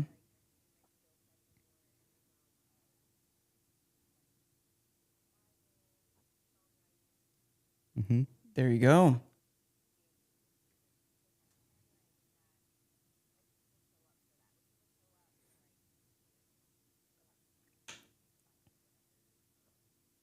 Exactly. And it definitely don't be too worried that you're like too niche, because the riches are in the niches. Yeah. If you want to talk about it like that, the riches are in the niches. That is a saying about all that. So feel free to click around on school. There are like people that like knit. It's a knitting group that they make. It's me. It's my group. I came up with my group that I didn't tell you about. cartoon animals from like famous shows or something, and they just teach you how to do that. It's like so niche. It's crazy. And so for me, how I apply it to my stuff is I chose to go with the worship guitar community. So guitar players that play on a worship team, and they volunteer and they pay to be in the group. It's like, this is one of those things with the Anthem Network. Like, we're teaching you how to make more money off of your music and stuff like that. Like, this is a group where most of these people are volunteering their time. They just are interested in the topic, and they just want to improve and be around people that are in the same world as them. They have the same struggles as them. So I never would have thought in a million years that people who volunteer their time would want to spend more money to get better at volunteering their time. But like, that's where the people are passionate about. So yeah, don't get too limited on. You definitely don't go too broad. That's for sure. Like I could have done guitar, but I would have competed with every other guitar player. And sometimes the last thing I was going to add with that is with my social media, I've built up enough of a following that it's sending traffic to my school group. And those people want to learn how I approach the guitar. It has nothing to do with like general guitar play. Like they see my videos and they want to learn how I played that thing. And so it's so much more custom to me, and they get to also have courses and meet other people in the same space. But it's really cool to see other people pipe up in the group too. So that's all I have. And one more thing that I want to add here too, because Lenny, you brought this up, Ashley, you brought this up, where it's like this concept of looking at what me and Joey are doing here with the Anthem Network and thinking, well, you guys are doing it so great that I don't think I can compete with that. Well, this is another beautiful thing, is this is why we have a 40% affiliate link. So that it's like, it's another revenue opportunity where it's like, maybe you don't necessarily want to teach on this stuff, or you don't think you could maybe do it at this level or provide enough value or as much value as we do. Then the people that you do have in your circle, send them your affiliate link to our network, and you can open up another revenue stream. 40% of what they pay would go back to you. And we've set this network up like this, guys, because our goal is we want artists like you guys to also be able to make money off of this group and off the work that Joey and I are doing setting this thing up. So you kind of like just change your perspective a little bit, because, for example, I'm still waiting to hear back from Feature FM about our affiliate link with them, but Feature FM is doing so good. And it's like, man, I would love to have something like that, but am I going to compete with them and because they're going all in on that and it's so good? No, I would rather just refer people to use their platform with an affiliate link, right? In a way, I'm partnering with them in that sense. So just another thought. It's like, okay, if you see the value in this network, it's like, okay, maybe then I can share my affiliate link with other people, give them value. I get value.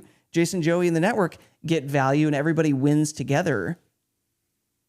And then I'll focus in on maybe the thing that I am getting the most joy out of doing, which is human connection over my music with people that want to connect with me. Does that kind of make sense? It might be worth on another call breaking down, if you guys think this is a valuable idea, like this topic of creating a community for you guys, even around your music, we could almost start to break down like ideas of, hey, if we were to start an artist school community for fans, here's what tier one, like here's 3 different tiers of admission that we would create. And here's the pieces of value that each one of those things would unlock.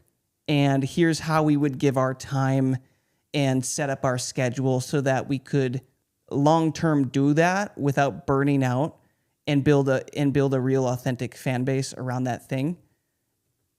And then again, you can take that whole concept and it's like, okay, well, like Ashley, like you're saying, like, well, what if my perspective is like, I would rather have a community that I can dive into, maybe more songwriting or Bible verses and Bible studies and stuff like that.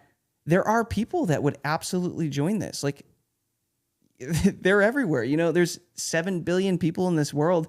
We have to remind ourselves of this sometimes. We're like, how many artists are in the world that need what we're teaching here in the Anthem Network?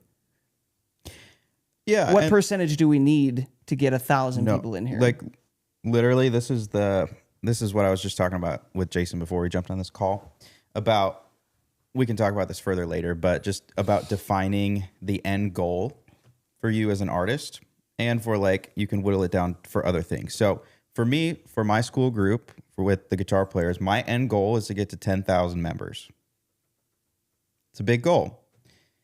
And when you shoot for that big goal, you can start to estimate and you can start to plan out all of that going forward. And this is what we're talking about too. We run a lot of stuff through ChatGPT and AI. And it's like, okay, you set up, all right, my end goal is 10,000 members and I want my last price point to be $20 a month. It's like, how would you stair step and plan out when you would raise prices and like how would you price it compared to other schools. And like you have to start going into that space. But yeah, I forgot what I was going to say. I'm gonna be honest. The end, thinking from the end with your end in mind, your end goal. Yeah, the end goal in mind, and it had to do something with Ashley. Go ahead, Ashley.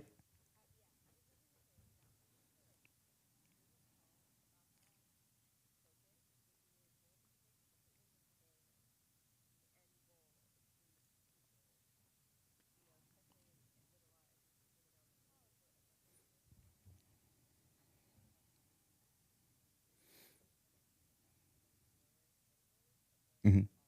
Yep.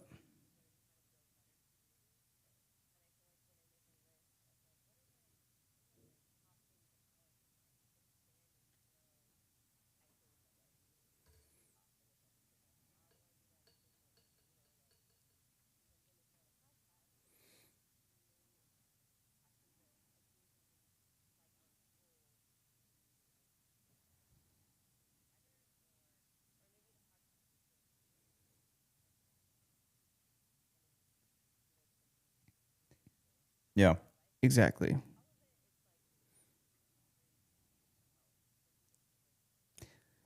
And yeah, and that whole concept of school would be your offer. A podcast and YouTube channel and content is like it's your marketing. It's your marketing, it's your value that you're giving out in the world. It's your net that you're casting into the water to see who resonates with you. Who are my people? Where are they at? And you're not gonna get every fish.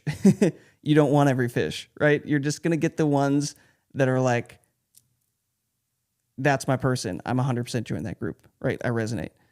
So yeah, I would treat this whole concept of like Joey and I are starting a podcast for everything that we're doing in the music scene. Why? Because yes, it's a way for us to give value, but it's also us casting a net to see who resonates with us.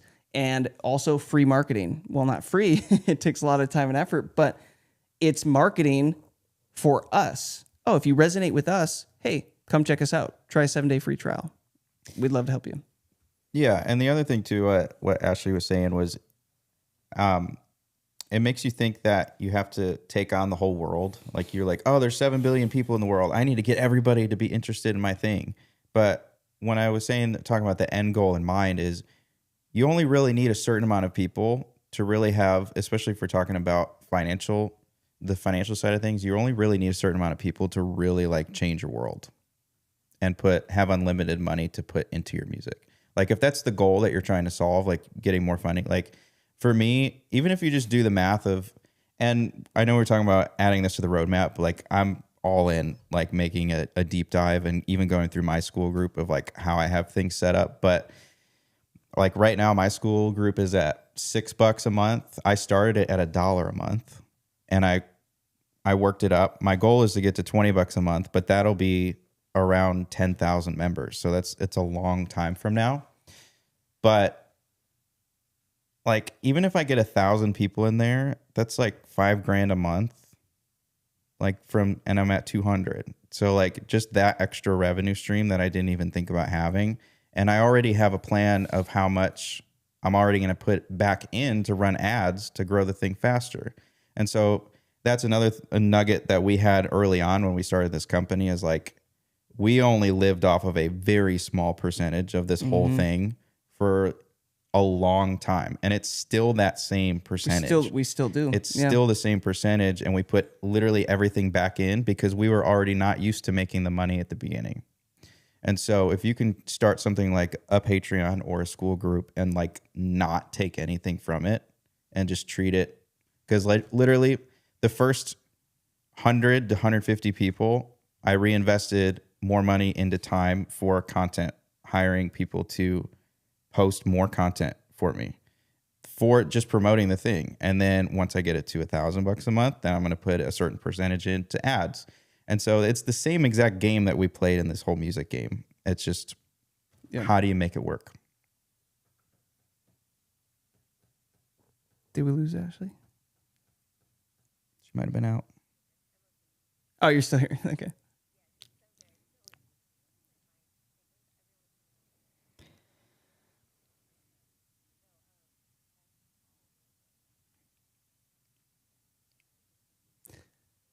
Yeah. And when you're in this mindset, I would encourage you to take out a piece of paper or get your phone notes out and just start throwing up all these ideas, because there's going to be a gem in there somewhere. And you're going to get a lot of no's. Like as soon as you start trying to charge somebody money, like you're mostly going to get no's, but it's that small percentage of people, and you really just have to constantly keep reminding yourself that there's always more people out there. So for example, in the worship guitar world, I'm a part of a Facebook group that is like has 13,000 members in it, and it's obviously Facebook groups, so it's free, but it's 13,000 worship guitar players that just like one specific type of guitar effect pedal.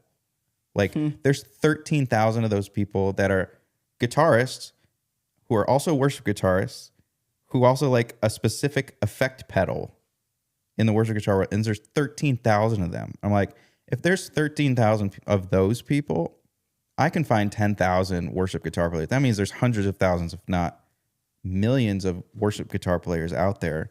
And so you have to constantly keep reminding yourself, because you're going to get probably 95% to 98% no's of people not joining your thing to pay you money.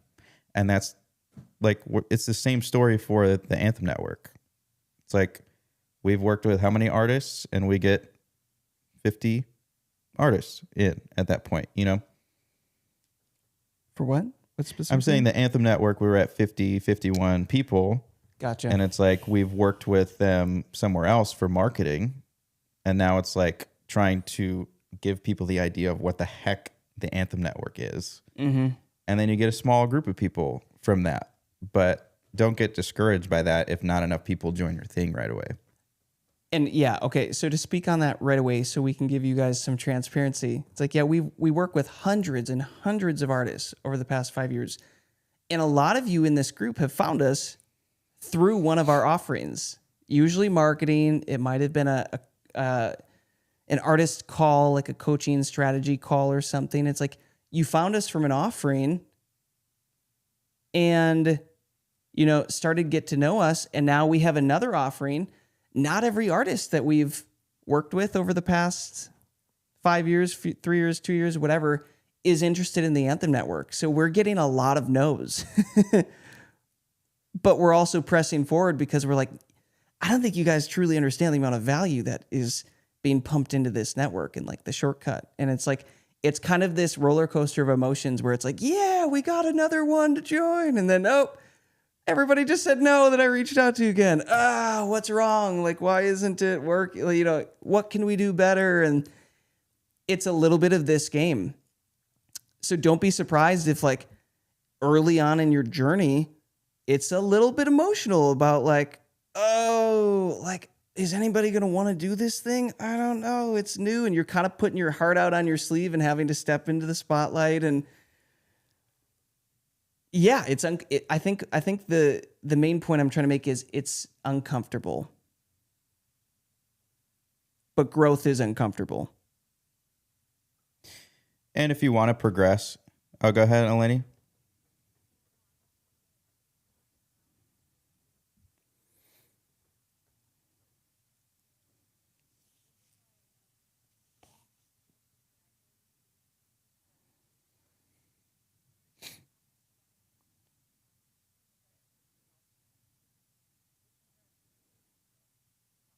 Canadian or US? Okay.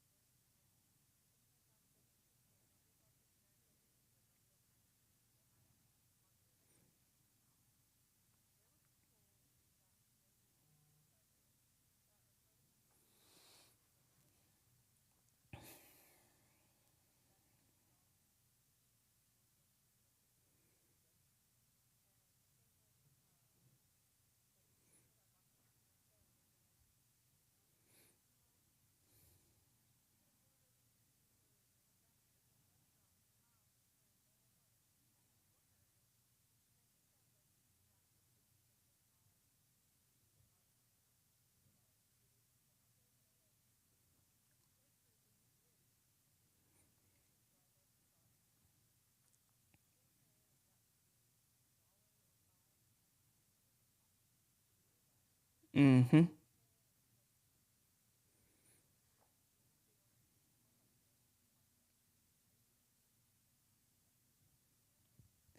And think about that too. Okay, so two perspectives there. You were able to raise, let's say, $10,000 way more easily than what you were anticipating. How many of those people would easily join a low ticket group? Or here's another flip side. You have a show and people are showing up. That means those are your people. Like they just identified themselves as your people. If they took the time out to travel to you, to come to a show, to spend a whole night with you, that's your people. Imagine if you had a community ready to like share with them in person. How many of those people would join because they're like, wow, what a great night. I connected with Lenny so much. I can't wait till the next one. What if you didn't have to wait till the next one? What if the next one was next Thursday night because you can show up on a call with me? You know what I mean? It's like you.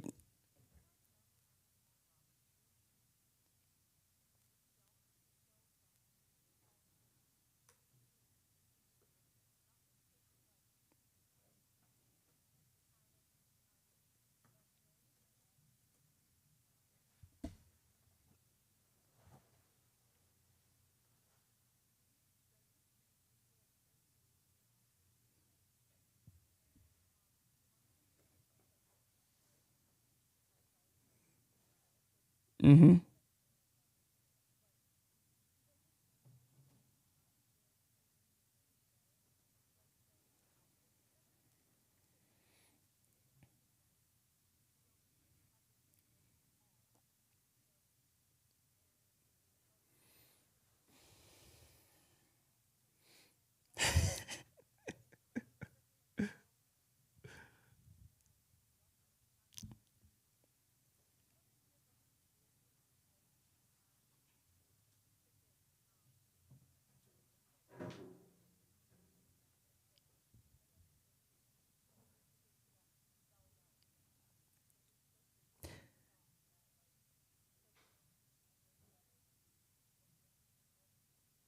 You see how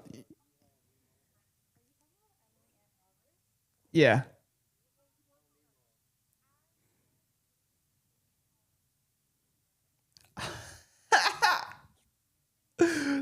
that's fantastic.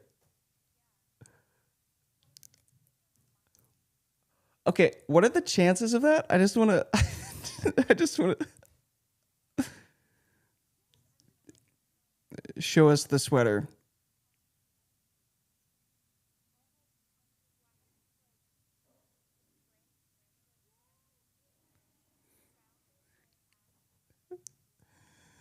I love that. It's so funny.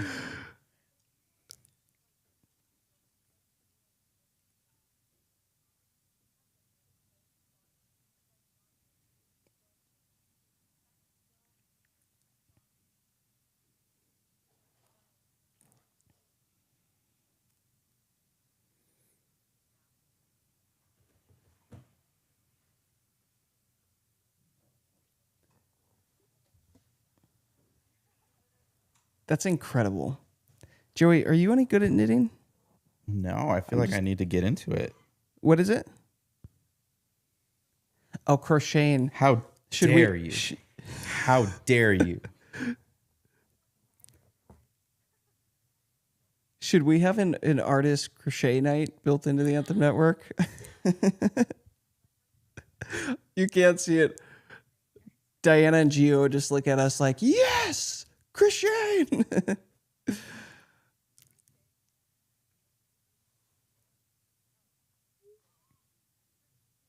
I think I think this is more who they wish they were right now. This is more about like so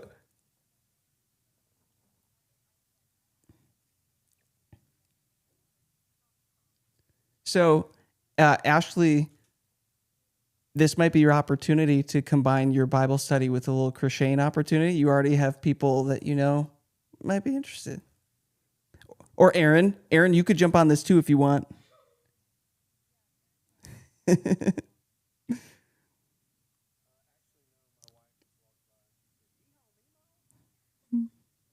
Bro.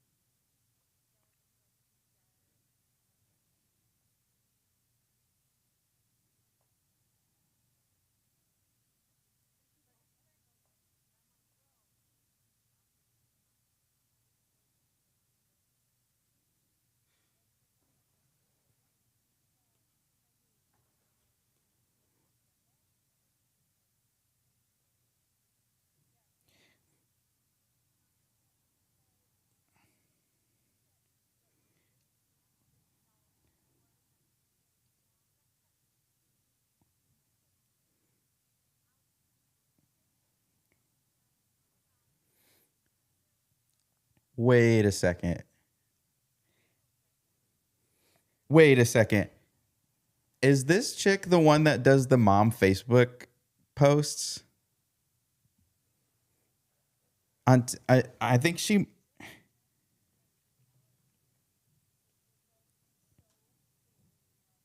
Wait a minute.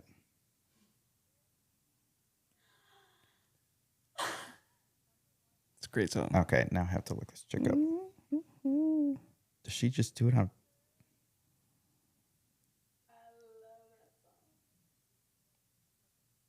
We're looking at her content. I swear it's the Facebook girl.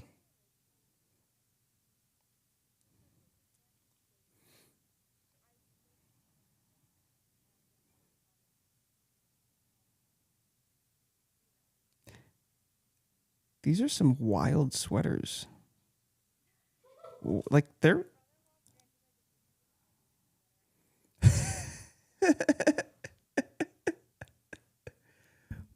leave. Maybe that's the point though. It has to pop. Mm-hmm.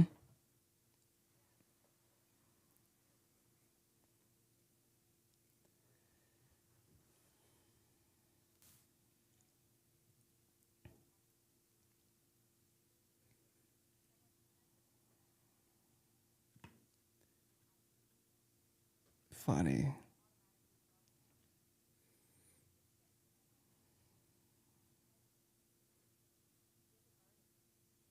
They monetized their garden. Isn't that funny though? They're just making content about stuff that they already do. Bingo. That's literally it. Yeah. They're just capturing the moment. Stuff they already do. Yeah. Like they're literally she's just canning things and interjecting about her music career, and everybody's addicted to it. Like it's more of a brand move than anything. Because I don't know. I was Alex Ramosi content. He's one of the business guys. I read a bunch of his books, but he was talking about if you look at brand, just like take anybody who's famous and see all the random things that make and shape them of who they are and their whole brand. So for example, he was talking about like Joe Rogan. He's the podcaster, but he's the WWE fighter, and he's also into comedy, and he's also in the like aliens and like random conspiracy theories. And then he already enjoys all that stuff and then just brings a bunch of people and mixes it all together. And that's his content. Like he's already interested in that stuff.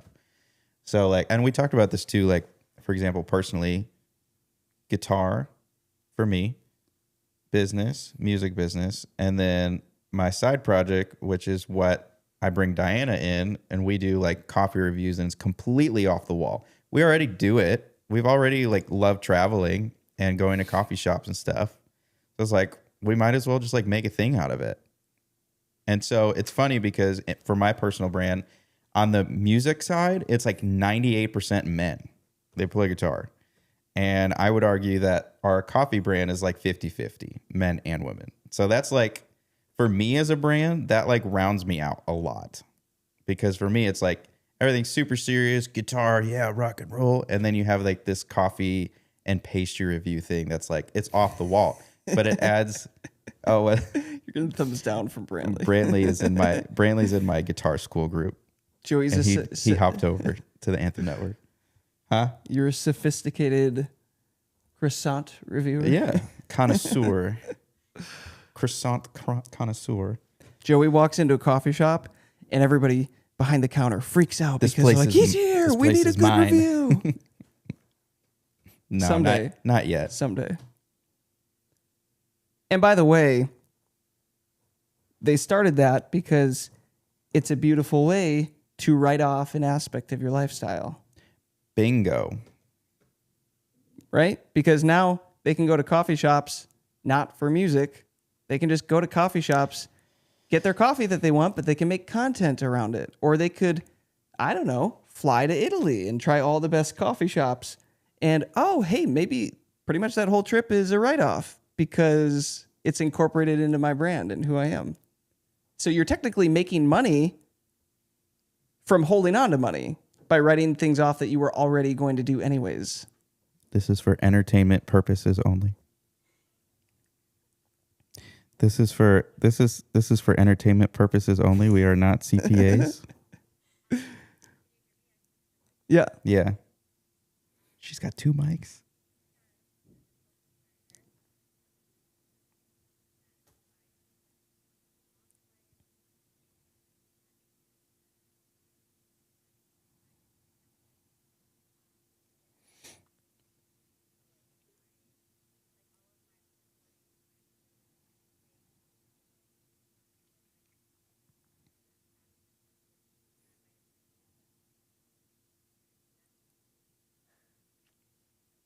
Mm-hmm. Yep.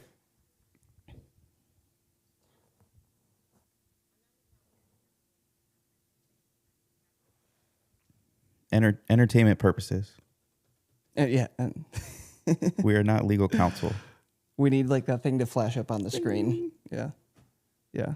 But just think about that, guys. Think of all the aspects of your life that you're already doing. This is another way that you can approach it from earning money.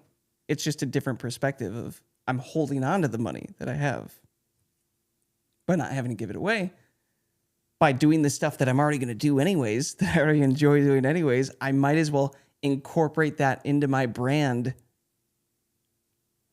And it just all kind of feeds each other. It's something to think about. There's some gems in there. And go for it. We love crazy ideas.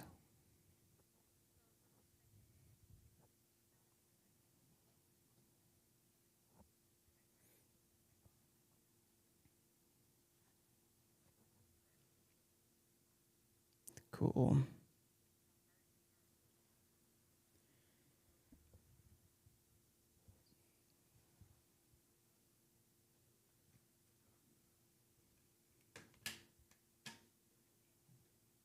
Cool.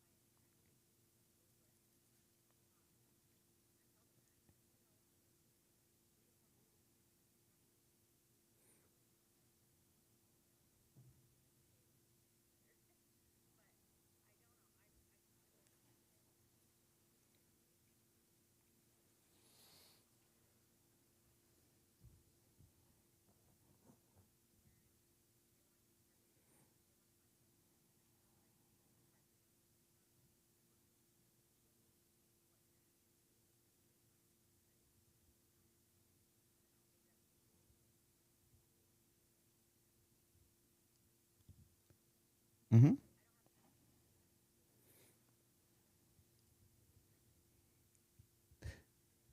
So you're saying potentially even a school group. Like, what if you digitalized all of these lessons and these teachings and built a group that's super affordable? And yeah. And that's a tough thing when we talk about lessons, because in another school post, we can talk about this in another call. I was talking about the 4 quadrants. When it comes to lessons, you're really pretty much trading your time for money. Mm-hmm. And if you work a normal, for example, 40-hour week, every lesson you do is something that's chipping away at your time of something that you could be working on, like your album or writing a project, or like something that's a bigger project that takes longer. And so Aaron's out of here. See you, dude. yeah, Good see talking. Aaron. So that's one of those things that you have to be careful of, which is why I push for more of the school group type of stuff, because you can iron everything out, outline it, solidify it, package it, and have it run that way. It's a one-to-many as opposed to a one-to-one. Yeah, you make it once, you maybe update it every once in a while, but again, you're not trading time for money as much. And so I would just be... Mm-hmm.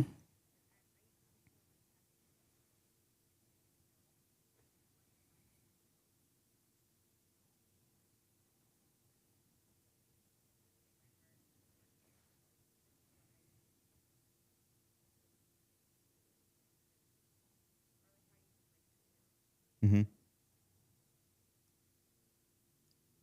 Yep. But I would say, yeah, if you don't have an outline, definitely just do the one-on-one teaching, because you'll start to realize that you're saying the same things over and over. That's where you learn. And there starts to be a pattern. And that's when you really understand and master the concept. And then you're like, okay, it's time for me to like flesh out the rest of this and like package it up. Because for the record, guys, Joey and I just spent the last 2 years taking hundreds, and I'm not overstating this, like hundreds of one-on-one artist calls between the two of us, where we would just jump on calls and ask questions and see where artists were at and share what we know. And eventually we were like, dude, we're hearing the same 3 things on every single call in just a little different way, but it's like every time it's the same issues that artists are running into, thus the Anthem network. Because we basically did our research for a couple of years and we're like, we know there's a problem here. How do we solve it? Oh, we can solve it with the Anthem network. And we can do that from us to many, as opposed from us to one-on-one calls, where we have a very low ceiling on the amount of output that we can have with that. Yeah. So I definitely encourage you guys, outside of just your streaming, to come up with a product or something, because if you can come up with a product and you have your own, you still have your audience and your following, obviously it has to serve the audience that you're reaching, but it's going to put you way further ahead than just focusing on streaming. Wow. That was a lot. It was like, we should share our school link, right? If they're going to create school communities, we have a link, right, for them to use. we do have a link. Yeah. Okay, we should put that somewhere for them, for those of you, because you can start your own school community, guys, for $9.99 a month. Like, it's very affordable. The risk is very low, and you can start getting into the platform and getting used to it and starting to learn how to create content and like organize your thoughts and organize what you think would be a cool flow for people to go through. Very much like what we're doing in ours, right? If you go look at the ride along section, you go look at the way we have things laid out in the artist roadmap and all of that. Yeah, so we've got a link that we can send you guys to. That's our affiliate link, right? Mm-hmm. Yep. So again, it's this whole concept of like, oh yeah, of course. And like, we want you guys to win. And like, hopefully you use our affiliate link and then we get to win a little bit. And it's like, again, it's just this game of, oh, you've got an affiliate link? Okay, I'll use your affiliate link, et cetera, et cetera.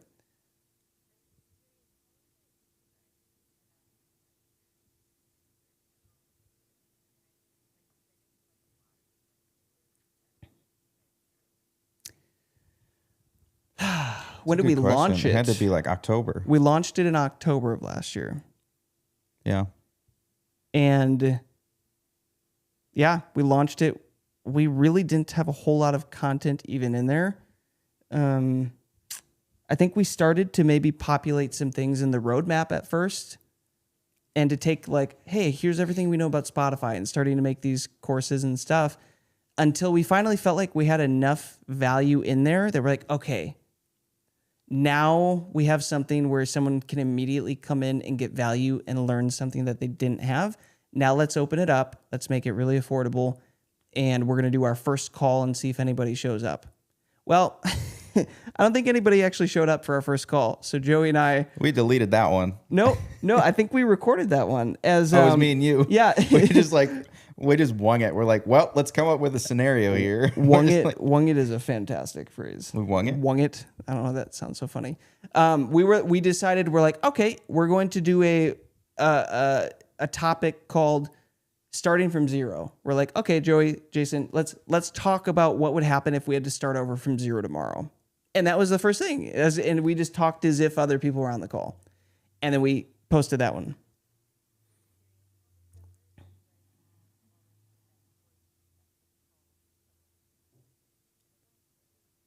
Oh, gosh.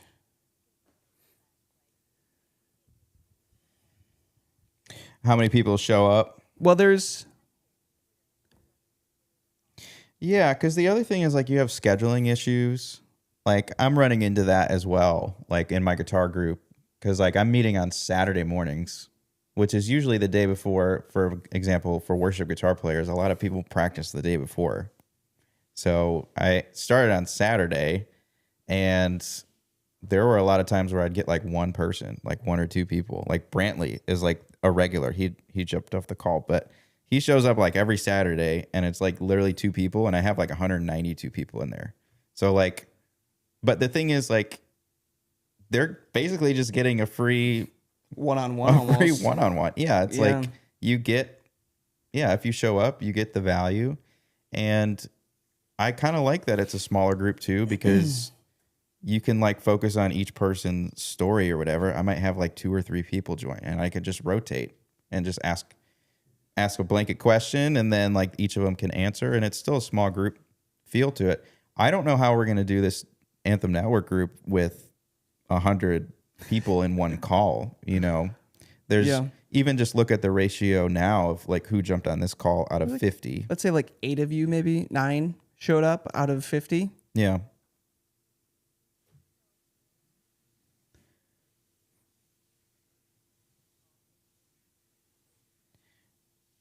Yeah. It's so I obviously have courses. Like I just finished up, it took me forever, but I finished up a Nashville numbers course, literally from start to finish, ear training, everything. And so I have courses in there that are topical that people can go in and watch. It's similar to the Anthem Network, but it's formatted just like this. It's more of a Q&A type hang session. And sometimes I'll walk in with a topic, but it's pretty rare. And people just want connection. Like you can just tell, like they crave it. It's a lot of people. Like I just had somebody on this last Saturday. He's a worship guitar player in the Bahamas. He's a church out there. And so I was just getting a vibe of like what type of music they're playing. Like what, is it similar to what contemporary music is? And like, yeah, like they do a lot of that stuff. And so he would ask me questions about music equipment or gear or whatever. And it's, like I said, like if you do enough reps with people, you'll start to see like patterns, and like you'll start to have like more of your answers like ready to go. And that's kind of what we did with not the Anthem Network, the pre-Anthem Network, where we were jumping on calls with artists. And a lot of it came down to funding, Spotify, networking, really just having like a knowledge gap issue of like not knowing what you don't know. Thus the artist roadmap, where like, okay, we'll just take everything that we know and try to organize all of our thoughts into categories. So before launch, we probably spent like 6 months coming up with these categories of like, man, if we were professors in a college, how would we come up with like our dream ideal curriculum that is just the easiest thing for people to flow through based off our experiences, not based off some old textbook or some professor that hasn't actually been doing the thing and is just teaching on it. So you might approach this from a season of, you might take a month to really break down everything you know and write it all down on paper and try to organize it. And then come up with the offering.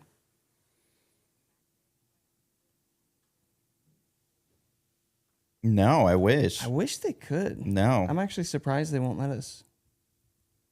So in October, we had 20 members that joined. So we went from 20 to 34 in November, and then 40 in December, and then 49 in January. So like, yeah, it kind of tapered off or whatever, but it's just, this thing is super weird for artists. Like it's really hard to explain what the Anthem Network is because it's so future focused. Like we're trying to replace the education system that we went through, the college education system, try to make it better and current, but also creating this networking effect where artists from all over can like meet each other, but also like get more dangerous and learn how to be a better, more effective artist. It's like, it's a very interesting thing. And so I think it's just harder for people to understand what that is. Like I said, when we met with artists and jumped on calls with them, a lot of them just really care about streams. A lot of the people that we met, they're like, I don't care. I can't figure out this streaming thing. But then it's a whole nother level to get them to actually watch the content and then apply the content It's the same thing with teaching. It's like you could teach everybody how to do it, but it's another thing to actually like show up every day and like figure it out. Because some stuff it's gonna take you a while to like figure out and understand the processes and like really wrap your head around it.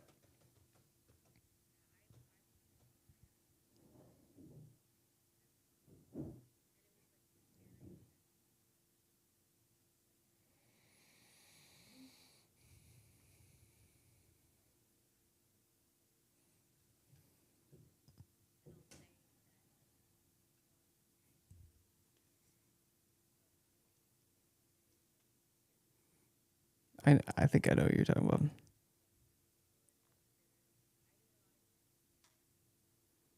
Yeah.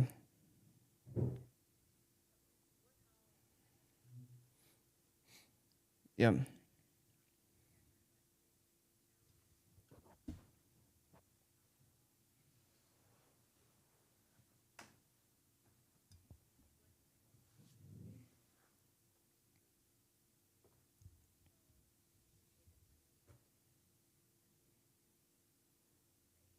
Mm-hmm.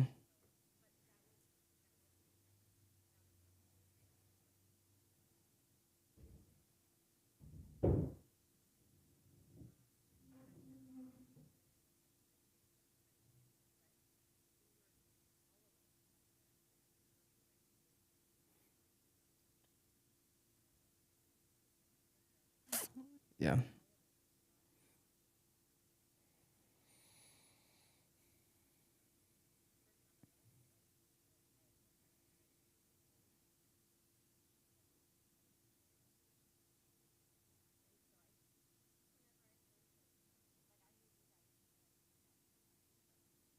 Yeah.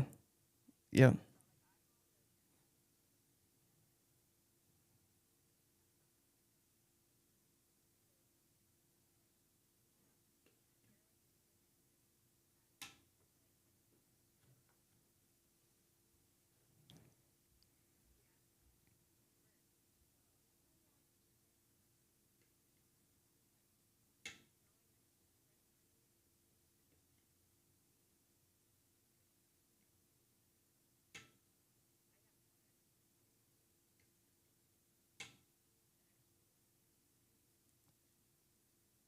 Well,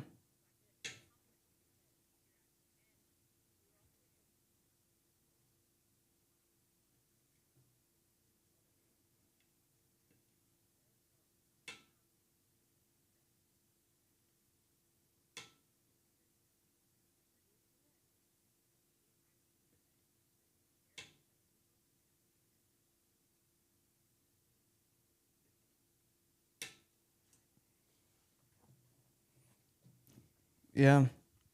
Yeah. Well, we Thank you. appreciate you for sharing all that. Yeah. Yeah, thank you. Yeah. That means a lot.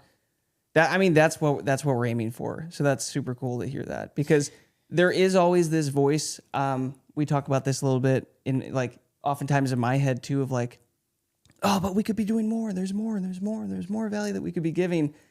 And we have so much that we're wanting to do that sometimes it can feel like we're falling behind of like how much we're wanting to give you guys in the network. But like just even hearing like for where it's at right now that you're experiencing that value, that means a lot. So thank you for sharing.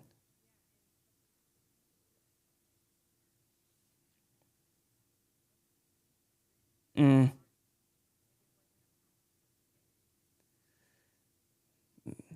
yeah.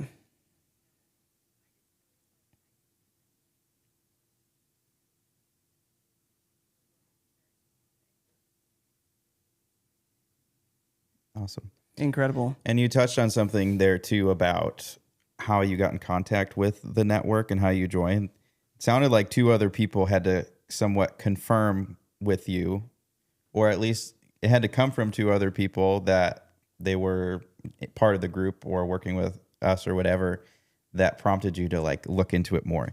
And so that is huge of why this whole affiliate thing, I have a feeling like the affiliate thing is going to be way more important for this group than ever because so many artists, and this is partially why we started this, is like so many artists are getting taken advantage of, and there is like so much distrust of everything.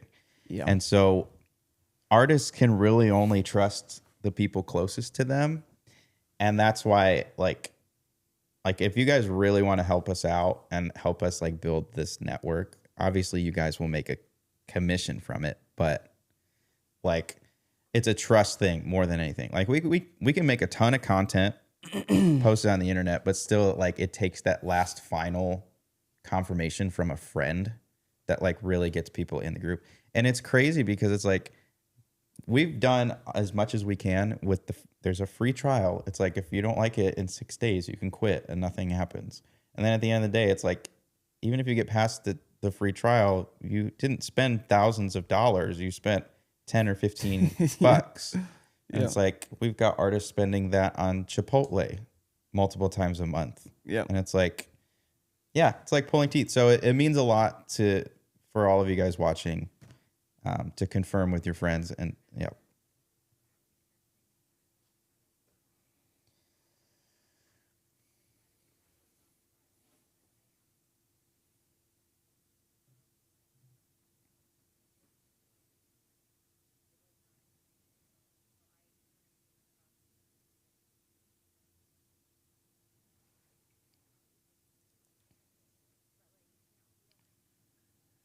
Yeah.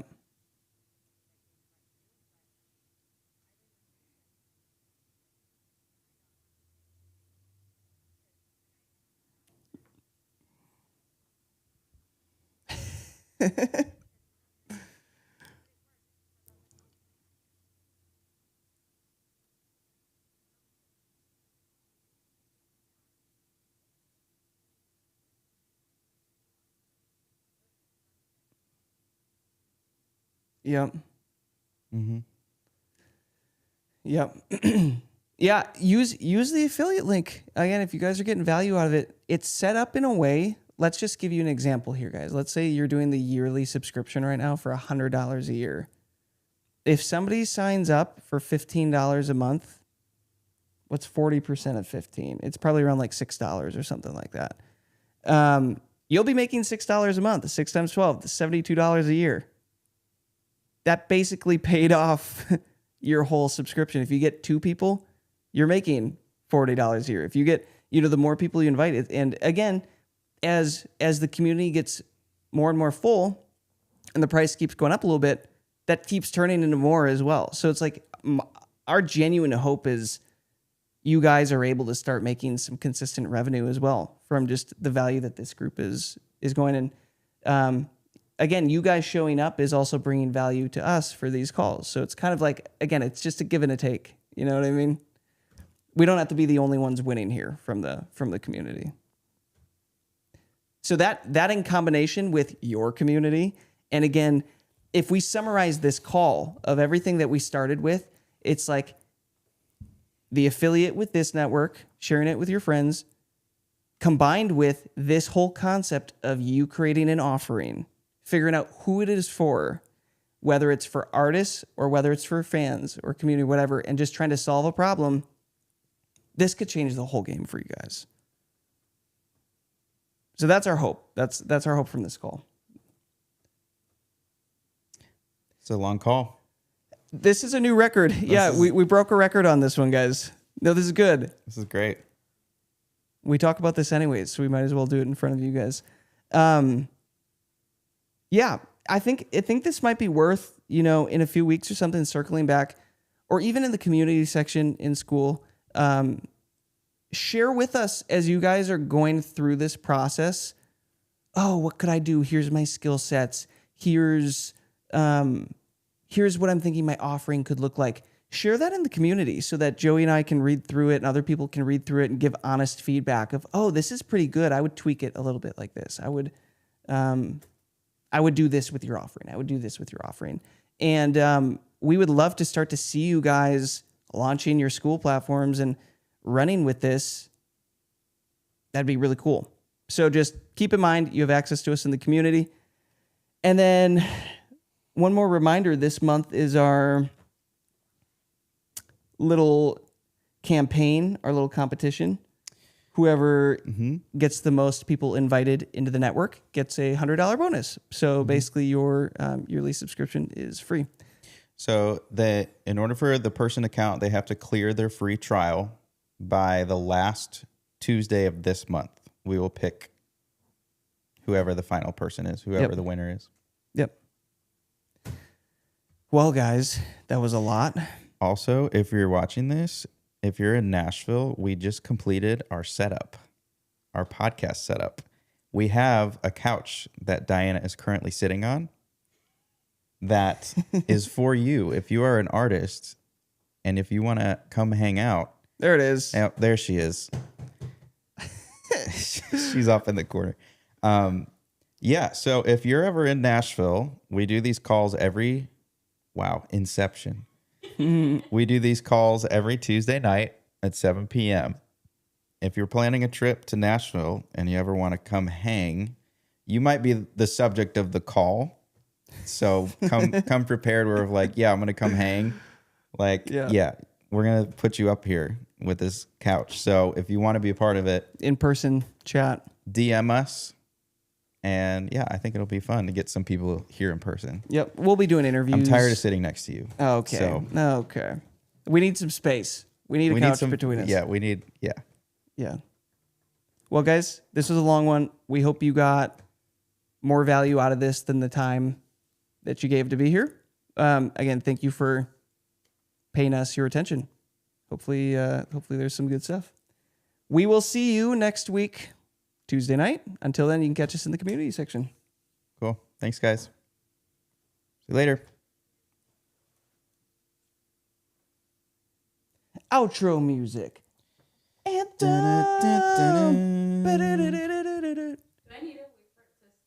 Anthem. Yeah, wait for it. You can hit stop recording, live streaming,